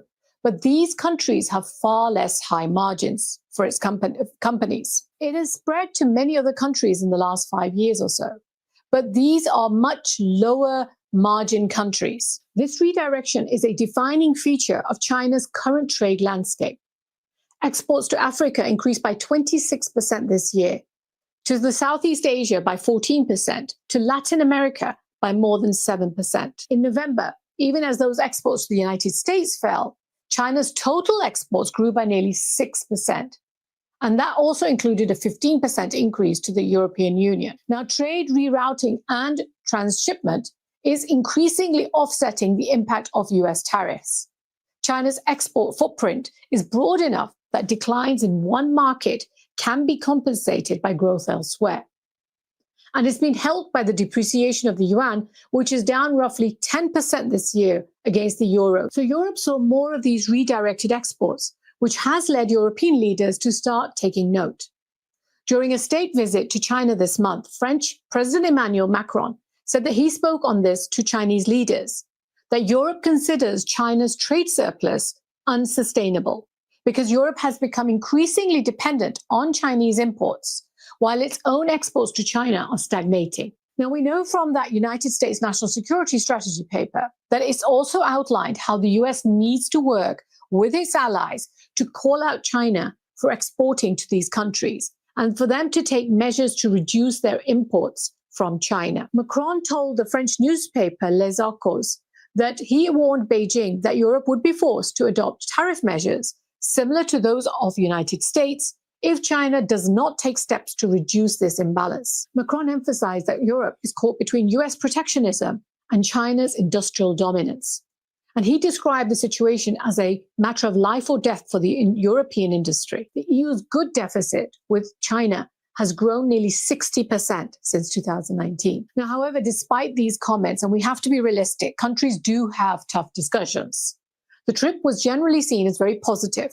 Macron also suggested that Europe could reduce its restrictions on semiconductor equipment exports from Europe to China. And he encouraged China to relax limits on rare earth exports. Unlike the United States, he also called on Chinese companies to invest more in Europe and create value and opportunities rather than deepen Europe's dependence on imports. The problem with that is how safe do Chinese companies feel if they set up and invest billions of dollars in Europe, given what Nexperia just experienced at the hands of the Netherlands government. Now, while Europe grapples with these strategic implications, developing countries are also confronting more immediate and tangible effects. As China increases its exports to those emerging markets, domestic industries in those regions will face pressure as well. And this shift has led some analysts to refer this to being a second China shock. The first China shock, which unfolded from the late 1990s to the early 2010s, basically reshaped advanced economies as manufacturing migrated to China. Many of these Western factories we know closed, and the local industries contracted, and therefore you have the political consequences that we now see today. The second China shock is going to be different in that developing countries are now experiencing import competitiveness from China.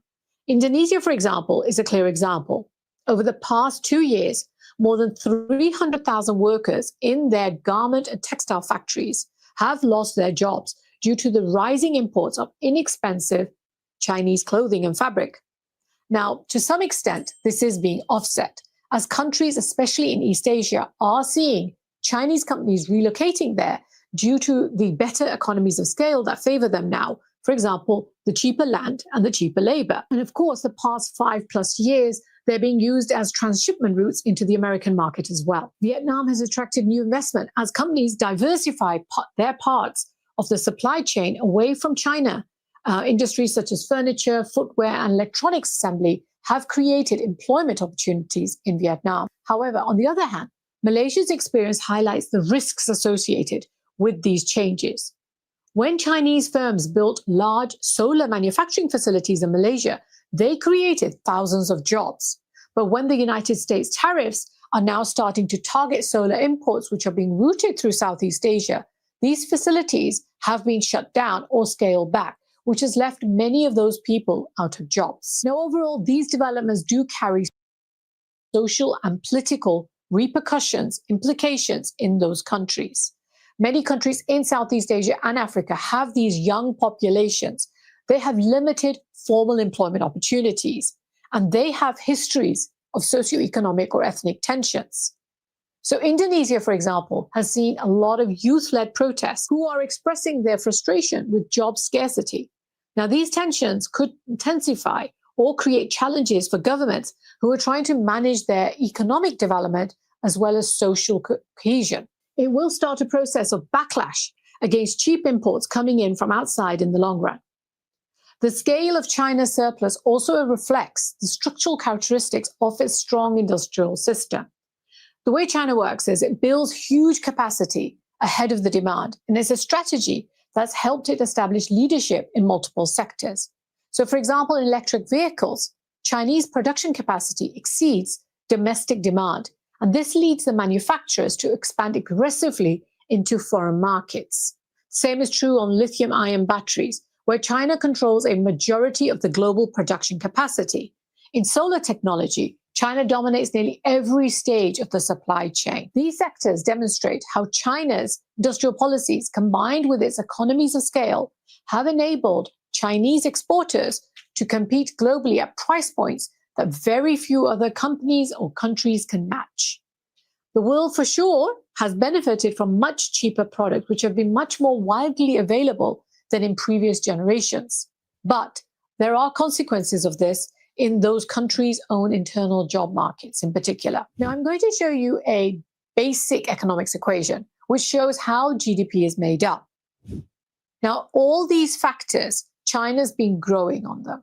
But there's one front where it stayed weak, and that's on domestic consumption. The Chinese consumers are not spending enough to help the country to absorb the goods that are being manufactured inside the country. Now, there are a number of reasons for this. For example, there's slow household income growth. There's uncertainty. There have been a lot of real estate crashes last couple of years, and generally the much more cautious financial behavior that you see in Asian populations. Now, because imports tend to rise when domestic demand is strong, China's weak consumption reduces not only its import growth, and it widens, therefore, that trade balance, even when its exports grow moderately. So China's not importing enough to make other countries happy, basically. In the meantime, the Chinese companies continue exporting, and that's where we stand today. For the United States, the central question is the future of its economic model. The US retains unmatched strengths in its innovation, research, finance, and higher education, just about. But restoring manufacturing capacity requires coordinated investment, long-term planning, and the development of domestic supply chains. So in conclusion, China's $1 trillion trade surplus represents a landmark in the global economy. It reflects that decades of industrial development that China's done. But the question is, how much longer can it continue with this? Share with me your thoughts on how countries will respond to this second China shock. I'm Najma Minhas with GVS Deep Dive. Have a great day.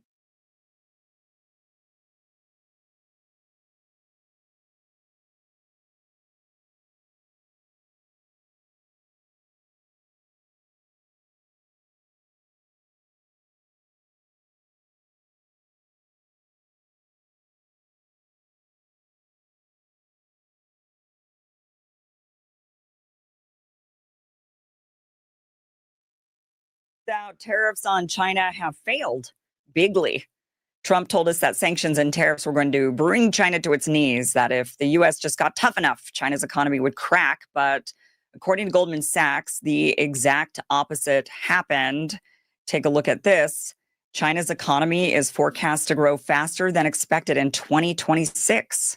Okay, this isn't coming from Beijing. This isn't Chinese state media. This is Goldman Sachs, one of the most powerful financial institutions on earth, admitting reality. In a recent report, Goldman Sachs says, quote, China's economy is likely to grow more quickly than previously forecast, helped by the government's determination to advance the competitiveness of manufacturing and boost exports. So China didn't collapse. China adapted. That sounds familiar. Russia did the same thing under pressure of our sanctions. These things don't work. So Goldman now expects China's exports to grow 5 to 6% annually, which is up from previous forecasts. They write, quote, China's real export growth is now expected to grow by 5 to 6% annually for the next few years, up from a previous forecast of 2 to 3% as Chinese goods gain global market share. Now look at this video. They've been gaining market share on us forever. This is starting in the 80s to 2018. China has become the world's largest trading partner. They're not slowing down. And that is before this Goldman Sachs assessment. Now they're saying China isn't even slowing down at all, even with the tariffs. So Goldman explicitly notes that U.S. tariffs jumped to more than 100% earlier this year, yet exports kept growing. And as they put it, quote, Chinese real exports are on track for about 8% full year growth, demonstrating the competitiveness of Chinese products across a wide range of industries relative to global peers. So the tariffs didn't stop China. They didn't slow China down. They just forced China to move up the value chain. Now, Goldman explains that while low margin goods like toys and clothing were hit, higher tech exports continued rising. Quote, Chinese exports of chips, semiconductors, auto parts, they are growing steadily despite the fact the U.S. has imposed tariffs. So this is what Goldman is calling China Shock 2.0, not cheap shoes and plastic toys, but cars, chips, and advanced manufacturing.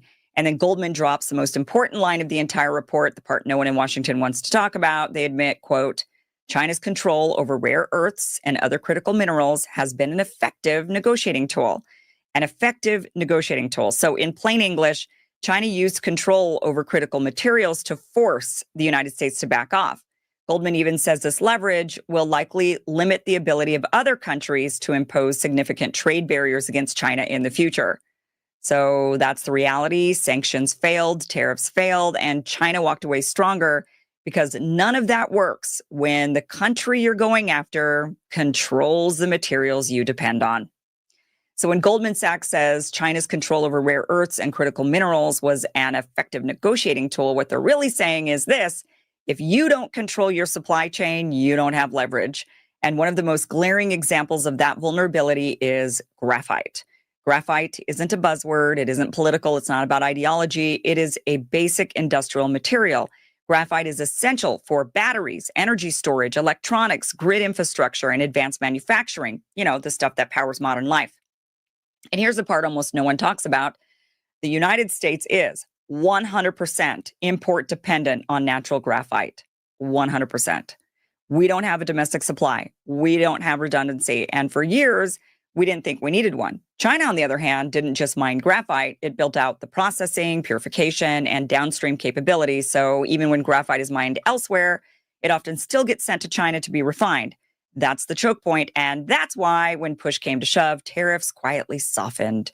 Trade truces suddenly appeared. And Washington realized it had fewer cards than it thought. Wah, wah.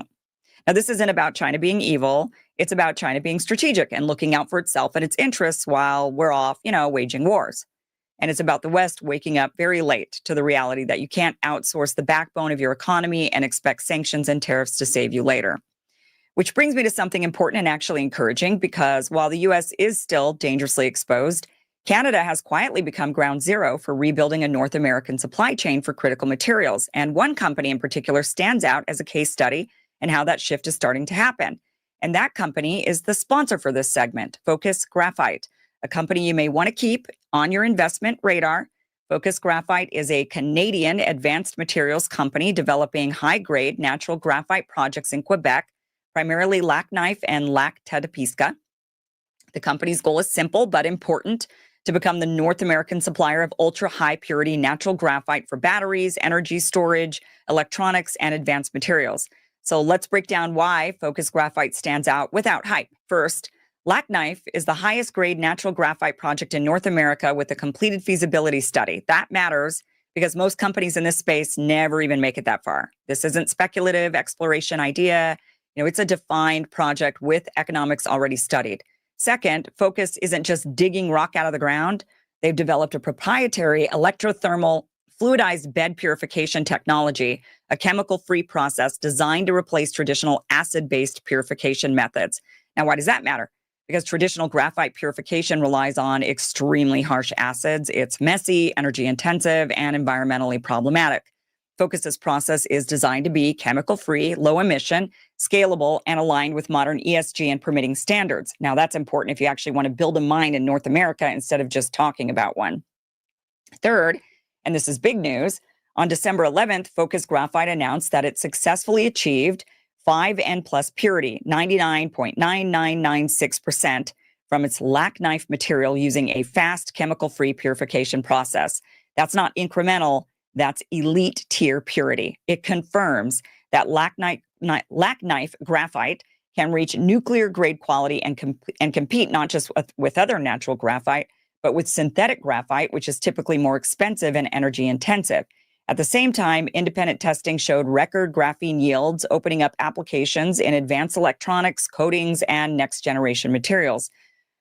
Now, this isn't about weapons or war, which of course our government also uses graphite for, but this is about high-value, high-tech materials that power modern infrastructure and innovation. Another reason Focus Graphite is worth watching: government validation and funding. Earlier this year, Focus received approval for up to $14.1 million in non-repayable funding from the Government of Canada under the Global Partnerships Initiative. Now, that funding supports the development of Canada's first electrothermal fluidized bed graphite purification demonstration plant. And importantly, this wasn't just conditional approval anymore. They've now executed the agreement, meaning the project is officially moving forward. Now, what does that signal? It de-risks the technology pathway, it validates Focus's approach, and it accelerates commercialization inside North America. On top of that, Focus reportedly has around $20 million in cash with a market cap near $30 million, which gives them runway in a sector where access to capital is everything. So to be clear, this is not financial advice, but stepping back, Focus Graphite checks several boxes investors often look for in early-stage materials companies: a high-grade, de-risked asset, a clean processing technology, government backing, strong cash position, and exposure to a supply chain shift that is already underway. This isn't about chasing hype. It's about recognizing where governments, manufacturers and markets are quietly repositioning, because when supply chains break, they don't get fixed overnight. So if you want to learn more, you can find Focus Graphite trading under FMS.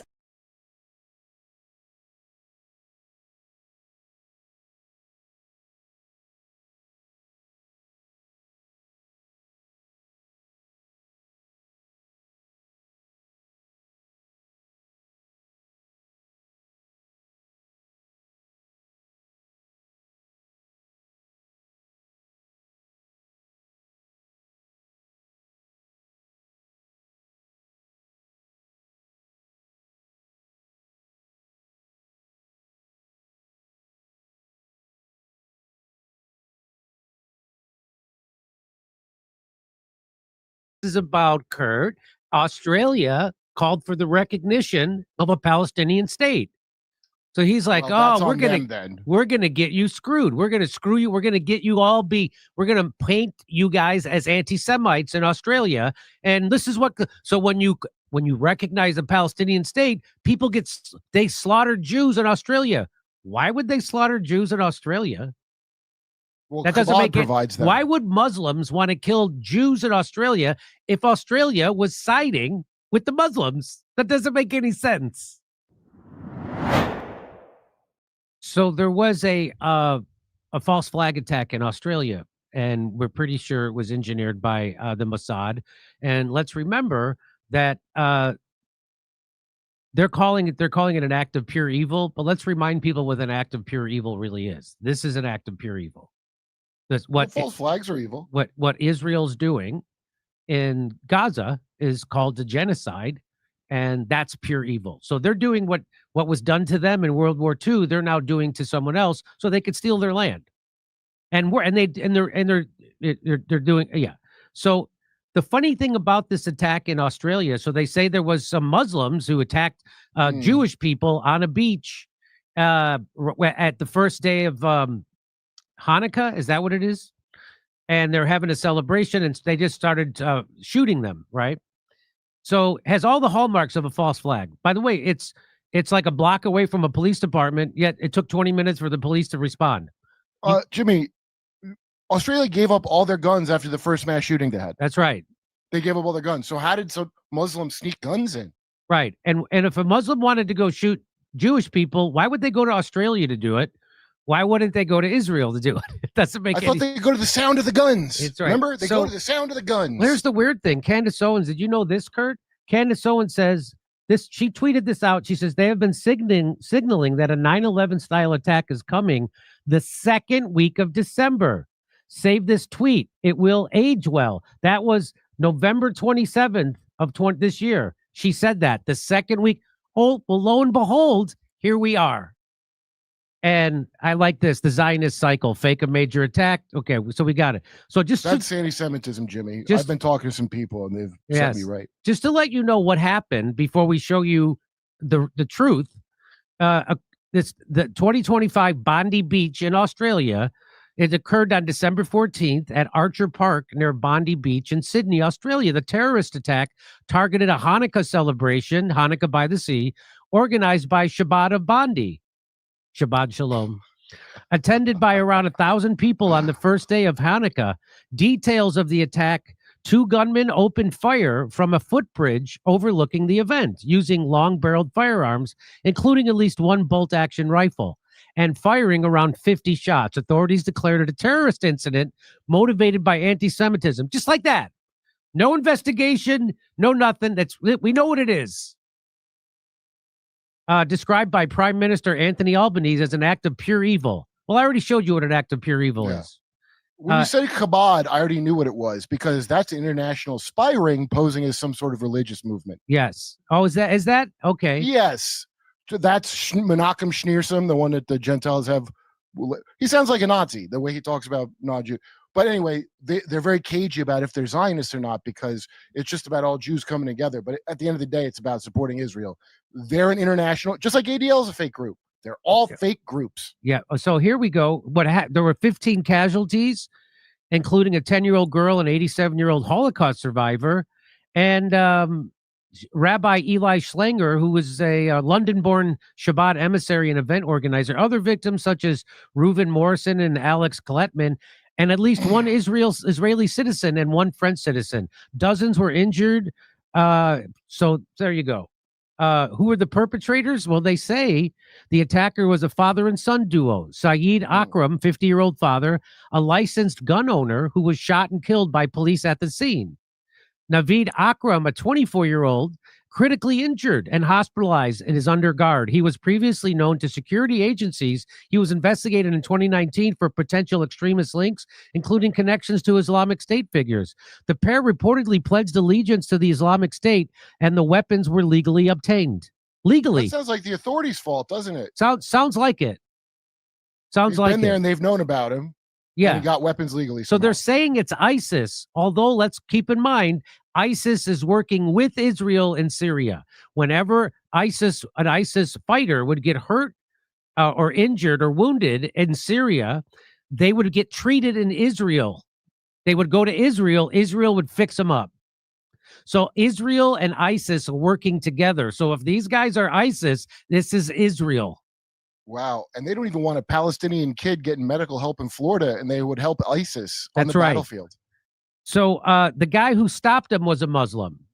A brave bystander, Aman El Ahmed, a 43-year-old fruit shop owner, tackled and disarmed one of the gunmen, wrestling away his weapon in a moment captured on video. Benjamin Netanyahu first said that was a Jew who did that. So as soon as they try to take over, so you know that they're trying to, this is all propaganda used for a purpose. And the purpose, so let's go right to James Lee. James Lee caught a bunch of stuff. Let's watch. There's something about this whole thing that just doesn't make any sense. So what's going on here? What's going on in Australia? Who are the paid actors? Who are they being paid by? And what's the ultimate objective here? The Jerusalem Post is now pushing a narrative saying that Iran was maybe involved in the Bondi Beach shooting. They say that Israeli authorities are investigating whether state actors, chiefly Iran, were involved in the mass shooting attack against Sydney's Jewish community at Bondi Beach on Sunday. So you know they want a war with Iran, and this is the way to get their war with Iran. Israel wants a war with Iran. They got Trump to bomb them once already. Within his first couple of months of presidency, Israel was able to get Trump to bomb Iran. So they want to bomb Iran and overthrow. So Israel has been on for a 30-year, at least, if not more, trying to destabilize the total Middle East. They got Libya overthrown. They got Iraq overthrown. They got Syria overthrown. They're bombing the hell out of Lebanon, and now Yemen, the same thing. And now the final peg is Syria. So I mean, is Iran. So they want this war with Iran, and this is it. And Candace Owens somehow knew this was coming. A lot of other people did too. And here it comes. And so now they're trying to blame it on Iran so they could have a war with Iran. I'm not falling for it, and don't you either. Senior U.S. official told Fox News that if the Islamic Republic ordered the attack, then the U.S. would fully recognize Israel's right to strike Iran in response. So this is immediately already, this is greenlighting an attack on Iran. They've already greenlit an attack on Iran. You got to be so stupid not to see this. Question, Jimmy, how would Israel possibly be able to do that when they've been losing a war in Gaza to civilians they're murdering? That means we got to do it, don't it? So that would drag us into, that's what that's about. They can't do it. Right. Oh, by the way, neither can we. We couldn't win a war with anyone, and we haven't in 80 years. That's right. People call me crazy for thinking events like this might be potentially false flags, right? They say, how can everything be a false flag? But if the first response from Israel and the United States is to say, let's bomb Iran, I think it would be somewhat journalistic malpractice not to investigate that possibility. This is from the Times of Israel, 19th of August, 2025. Quote, in a scathing letter, Netanyahu gives Australian Prime Minister until Rosh Hashanah to act against anti-Semitism. Or what? So he sent him a letter saying you have until Rosh Hashanah to act against anti-Semitism in Australia. By the way, Candace Owens banned in Australia. Did you know that? Because she said she doesn't like a genocide. And so they immediately, the Zionist Organization of Australia, got her banned. So this is, what Israel did to Charlie Kirk for that. So the control that Zionists have is not just in the United States. It's in Australia. It's in the UK. It's in Europe. Look what they did to Jeremy Corbyn. So this is, they have a long tentacles of Israel. Israel, a country of 9 million people. It's unbelievable. They're getting Trump to overthrow Venezuela right now. It's unbelievable. They got Iraq done. They got Libya done. They got Syria done. They want Iran done. It's unbelievable. So here we go. So, and then they threatened Australia. You better do something by Rosh Hashanah or what? Or we're going to kill a bunch of people in your country, which is what they just did. Or else what? I wrote, your call for a Palestinian state pours fuel on the anti-Semitic fire. So that's what this is about, Kurt. Australia called for the recognition of a Palestinian state. So he's like, we're gonna get you screwed. We're gonna screw you. We're gonna get you all we're gonna paint you guys as anti-Semites in Australia. And this is what. So when you recognize a Palestinian state, they slaughter Jews in Australia. Why would they slaughter Jews in Australia? Well, that doesn't make provides it. Why would Muslims want to kill Jews in Australia if Australia was siding with the Muslims? That doesn't make any sense. oh, because they were encouraged by siding with Muslims, and because they're so crazy, Jimmy. They're not like you and me and Barry Weiss, good people. Yeah. Once Australia recognized Palestine, naturally that's going to lead to crazy Muslims killing Jews, brazenly shooting Jews, which no one else in Australia can get a gun that easily. Right. I don't understand how they got guns. Is this what it's all about? Do they actually care about anti-Semitism, or is this just about the fact that earlier this year, the government of Australia recognized Palestine as an independent state? I posted this earlier today. Naveed Akram, one of the alleged shooters in the Bondi Beach attack, was searched in Israel on December 9th. You could see right here the massive spike today once the news broke of the horrific shooting. But if you rewind a couple of days or a few days, December 9th at 4 a.m., there were some pretty significant spikes or search traffic for one Naveed Akram. On that note, where is the police? There is a police station, the Bondi police station, situated literally 1 block away from the shooting. 1 block away. 20 minutes, they shoot, change magazine and just shoot. With this, so they were shooting for 20 minutes. They changed magazines, started shooting again. The cop for 20 minutes. The cops are 1 block away. Nothing happened. What is it, the Pam Bondi police station? Right? Is this the Pam Bondi police station? Not be like the worst place to do an attack like this? Could there have been a potential stand down order? I don't know. But something that we do know is that the Mossad is now evidently getting involved. Allegedly, Mossad sent warnings to Australia about anti-Semitic terror attack risks. Like, why is the Mossad getting involved in this? You know, it's kind of like right after Charlie Kirk was assassinated and Netanyahu came out and said, no, this definitely wasn't us. And then the ex-head of Mossad came out, oh, no, we don't assassinate anybody. It's like, well, who the hell was asking you guys? Why are you getting involved in the action? Nobody said anything about you guys until you did. So great work again by James Lee, 5149. Everybody check out his work. Guy does good work. Max Blumenthal reported on paid actors committing acts of anti-Semitism in Australia back in February. We're going to show you his report right after this word from our sponsor. We'll be right back. Hey, we live in an age of unprecedented access to information, innovation, and opportunity, but also one of environmental and societal enemy of Iran, which has never confronted Israel.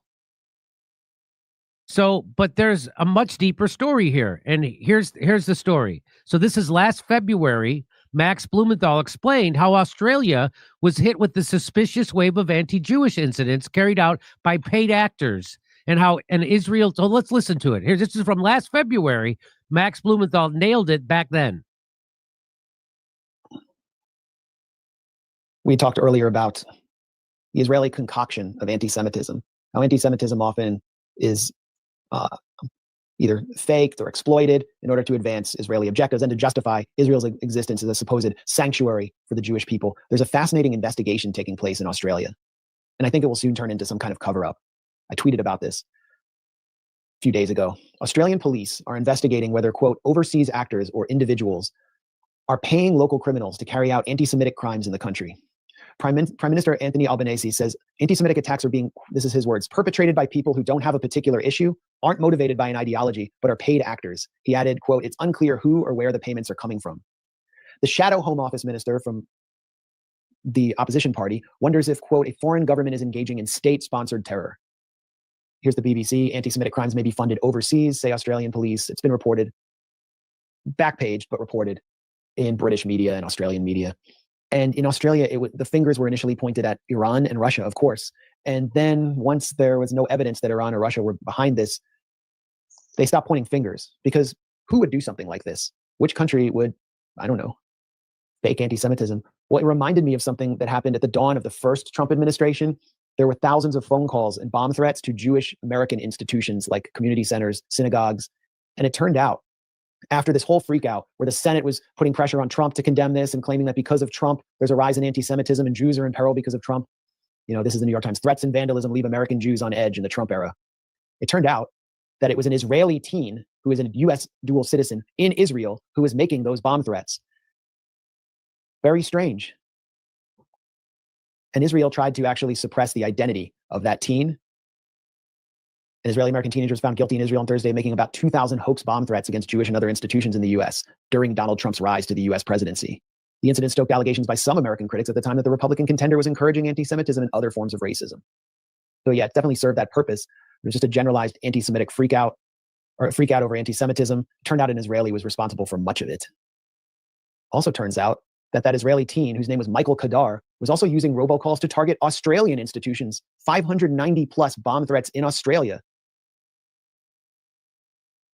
Schools, Jewish centers, hospitals, and airlines.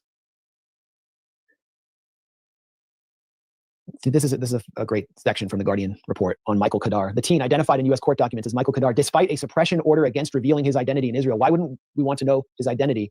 Was arrested last month by Israeli police. And he was arrested after he wasn't found out by the Israeli police. It was due to an investigation by the Five Eyes, and I think primarily Australia.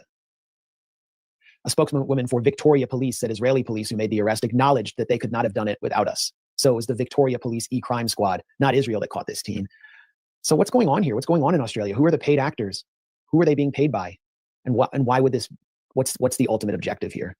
And could this be limited to Australia? Or has this been taking place in other Western countries since October 7th?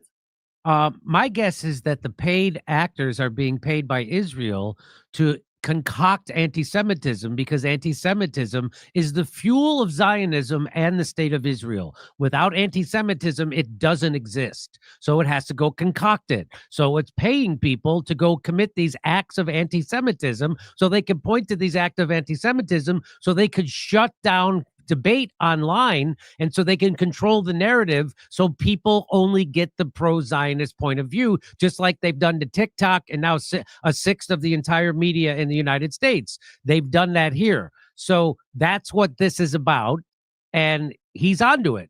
Good. That's familiar, doesn't it? Does it sound familiar? Because I remember, and all these conservatives that are going to buy this bullshit, remember when BLM people were faking hate crimes right and left, right fake nooses, fake horseshit everywhere. Jesse Smollett. You think Israel wouldn't come up with that plan if these idiots came up with that plan? Is it anti-Semitic to point a finger at the one settler colonial state that benefits from anti-Semitism, that justifies its existence on the proliferation of global anti-Semitism, and which has historically exploited the plight of Jews around the world for its own benefit? I don't know. We'll keep following that investigation. I think it's always important to highlight stories that are on the public record but aren't getting adequate attention, especially as we enter a Trump era where the Republican Congress and Trump administration are going to milk the anti-Semitism freak out to actually criminalize Palestine solidarity activism in a way we have never seen before. Iran was recently accused of targeting a deli in Bondi. No kidding. The Hasbro, there it is. Iran targets Bondi Deli. No kidding. Is it because there's Epstein files on their desk? So is that right? Is that what it is? So Israel blamed Iran for a recent firebombing in Melbourne synagogue. By the time the Australian police said that Iran had nothing to do with it, it was too late. Our own prime minister was blaming Iran too. So now here's a guy who was at the Bondi Beach shooting. This guy's name is Arsen Ostrovsky. And it's just because I guess he hasn't gotten around to changing his name yet. So he sounds more Semitic. Or wiping his face down before he went on camera, right? So he says, I lived through October 7th. Never imagined I'd see this horror in Australia. But why? So you happen to be at October 7th and at this place too at the same time? That's what a coinky dink. And no one washed your face when they put a bandage on your head from being grazed? That's weird. A bullet grazed his head, Kurt. Doctor said, miracle, he survived. Another miracle! Oh, well, leave the blood on your face for 5 days and don't wash it. Tonight is the first of Hanukkah, the forces of darkness. So that's him. And he's a big influencer in Israel. He's an Israeli influencer. Top 50. He was chosen as the top 50 Israeli influencers. Well, the but guess what? Is off the charts, Jimmy. Margaret Kimberly tweets out, so one of the biggest propagandists on behalf of Israel just happened to be in Australia when a suspiciously timed mass shooting takes place that was predicted by Candace Owens. By the way, no need to hide the image. It's just a guy with a bandage, and for some reason, nobody wipes the blood off his face. Notice that too, did you, Margaret? So guess what? He survived October 7th and the Bondi Beach with the same injuries. Oh, that's never going to heal. The same injuries. Oh, what are the odds, Jimmy? So there he is on October 7th. Here he is at Bondi Beach. And guess what? Here he is. Oh, getting makeup put on. Well, I find and that... guess what? I put that through Grok. Grok says that looks legit. That doesn't look AI generated. So I can't say for certain it's not AI generated, but it looked that Grok says it's likely authentic. Also, because the words he said were stupid lies, and he was at both places, so you could just tell from that without even having to ask Grok. That's right. And why wouldn't he wipe the blood off his face? That doesn't make any sense. It doesn't make any sense unless it was being painted on. Is that why Ben Shapiro posted like a roast veal and said it was kids? Yep. Remember that? I like this. I like this. This is great. PSYOP 2025, Islamic terror. Oh, look. And let's read. It's hard for people to understand. Think about how Vietnam, the U.S. faked that to go to Vietnam. Yes. And now keep in mind that Israel does that. So, is it hard? So here's an ex-Mossad agent on 60 Minutes before it was taken over by Barry Weiss and the Ellison Zionist family. They were interviewing a guy from Mossad. This is probably why they bought CBS, because they can't have this stuff getting out there. So this is a guy who was Mossad explaining to you how Mossad runs the whole world. Watch this. How did you convince Hezbollah to buy this? Well, obviously, they didn't know that they were buying. So they're talking about the pagers. When Hezbollah bought pagers, and Israel and the Mossad had rigged them to blow up, and they blew off, they killed kids, they blew off the hands and fingers of babies, stuff like that. So he's asking about that. She's asking about that. It from Israel. Who did they buy it from, or think they were buying it from? We have an incredible array of possibilities of creating foreign companies that have no way being traced back to Israel. Shell companies over shell companies who affect the supply chain to our favor. We create a pretend world. We are a global production company. We write the screenplay. We're the directors. We're the producers.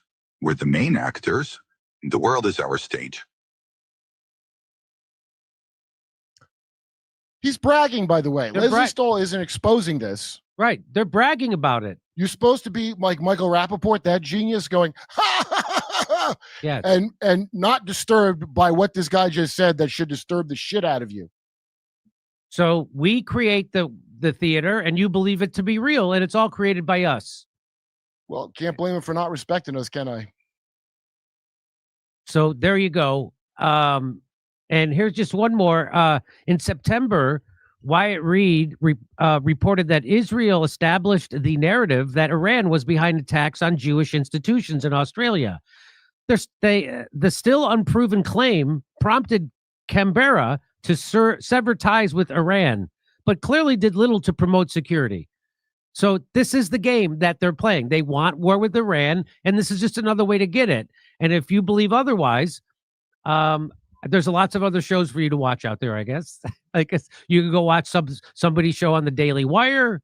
You could go watch the guy from that band with the old time, go watch Mumford that's Jr. right. Go watch the Mumford guy. There's lots of shows you can watch. There's Ben Shapiro's show. He got kicked out of the band because they were just pure Satanists and he was Zionist Satanist, so they couldn't stay together. All right. And if you'd like to hear my jokes about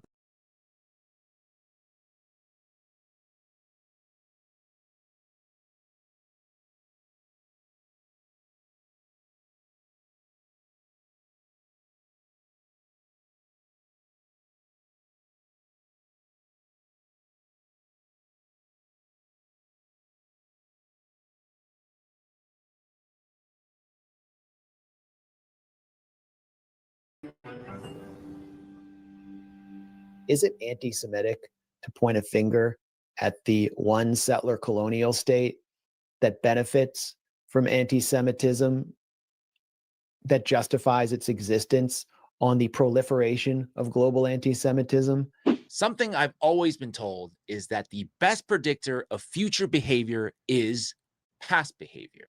And today we're talking again about the deadly and horrific attacks perpetrated against the Jewish community yesterday in Australia on Bondi Beach. It's a place already famous across the world, but now Bondi Beach has a new indelible legacy, the scene of a mass slaughter of Jewish people celebrating the first day of Hanukkah on Sunday. Today, some of those victims have been identified.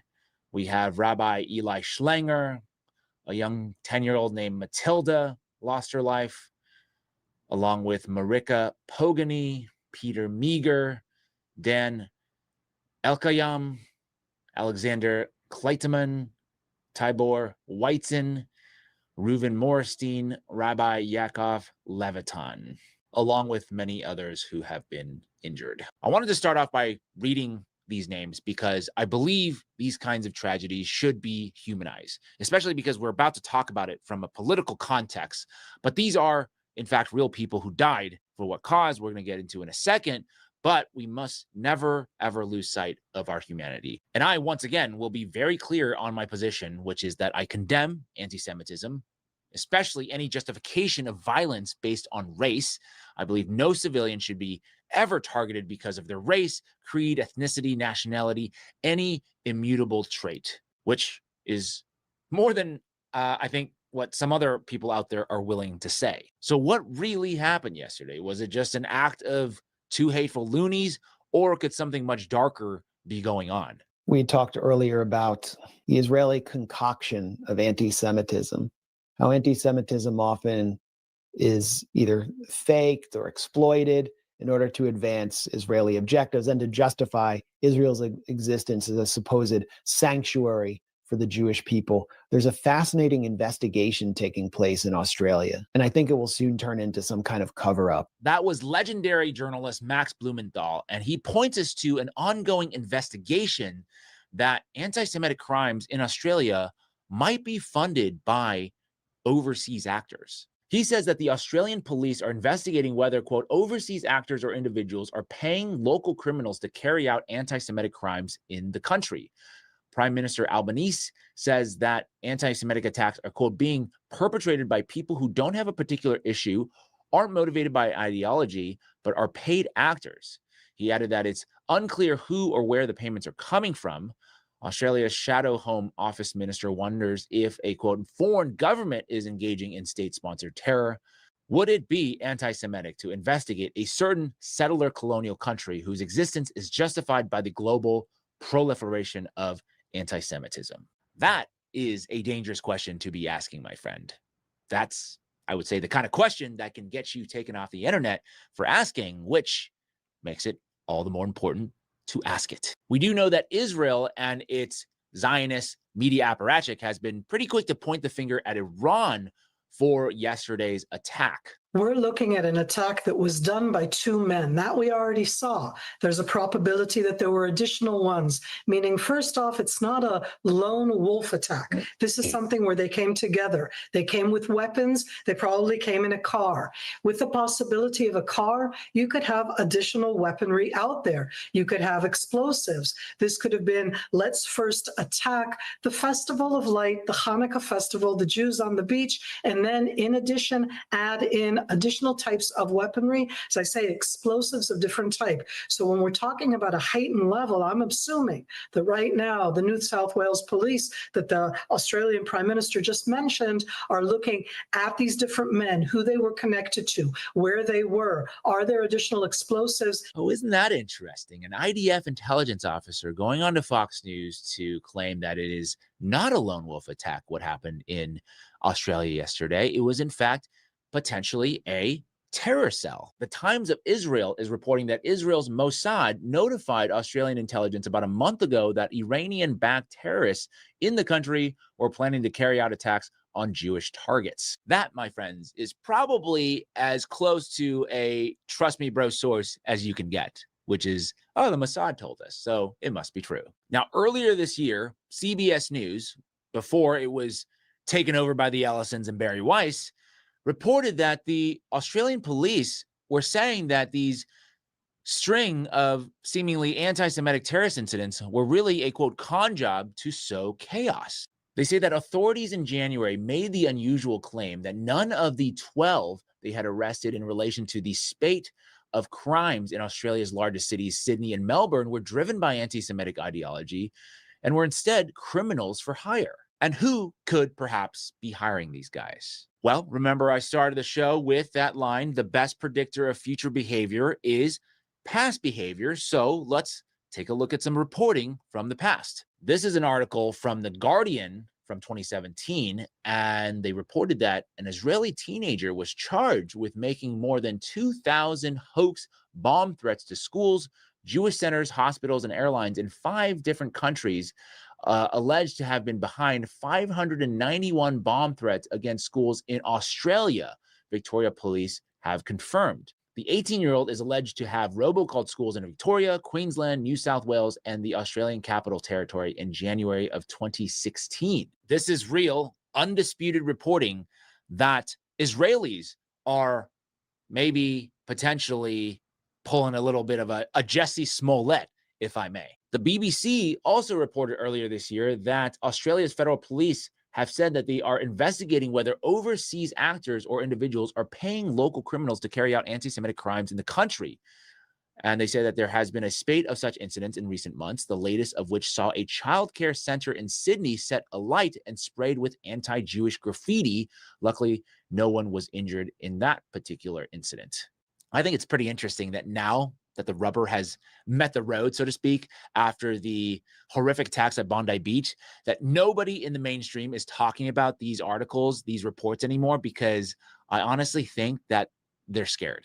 Because remember, back in August, Netanyahu basically threatened the Australian Prime Minister that he had until Rosh Hashanah to act against anti-Semitism or else. So at this point, one could posit that Australia seemingly hasn't fallen for any of these hoaxes based on the reporting that we've just reviewed, which maybe then prompted the need to carry out a real attack where they basically sacrifice the lives of innocent people in order to maybe manufacture consent for the Greater Israel Project. Could that be what's going on here? So far, the Australian Prime Minister seems to be holding steadfast. The reporting from today indicates that he's rejecting Netanyahu's linking of Palestine recognition to the Bondi Beach attack. In an interview with national broadcasters, Anthony Albanese was asked if he accepted, quote, any link between that recognition and the massacre in Bondi. He responded with, quote, no, I don't, adding,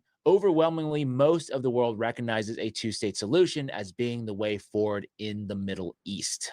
Look, this is what it always comes down to with the Israelis. They are perfectly willing to sacrifice the Jewish diaspora for their benefit.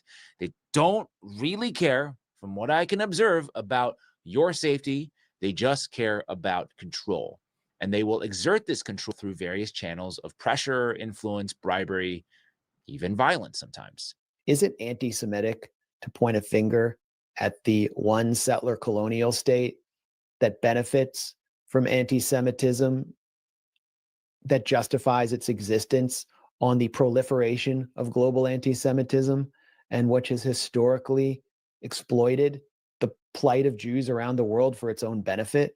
Just to clarify, I'm not coming to any conclusions. I'm not saying I have the smoking gun here, but what I am saying is that you can sure as hell bet that there is way more to this story than they're willing to tell you. And the last thing I'll say is, I don't know for sure the level of Zionist influence in Australia, but I can say as an American living under, one might call it an occupation, what I can tell you is that if you don't stand up for your national sovereignty right now, in this critical moment, they will stop at nothing. And you can take that to the bank. That is it for me this week. Once again, my heart goes out to the innocent lives that have been lost over the past couple of days, and I truly hope their death will not result in more death. Let me know what you guys think about all of this. Sound off in the comment section below. Do you think that this is just a one-off? Is it Iran? Was it Israel? Let me know what you guys think. If you want to support my journalism, Kofi, follow me.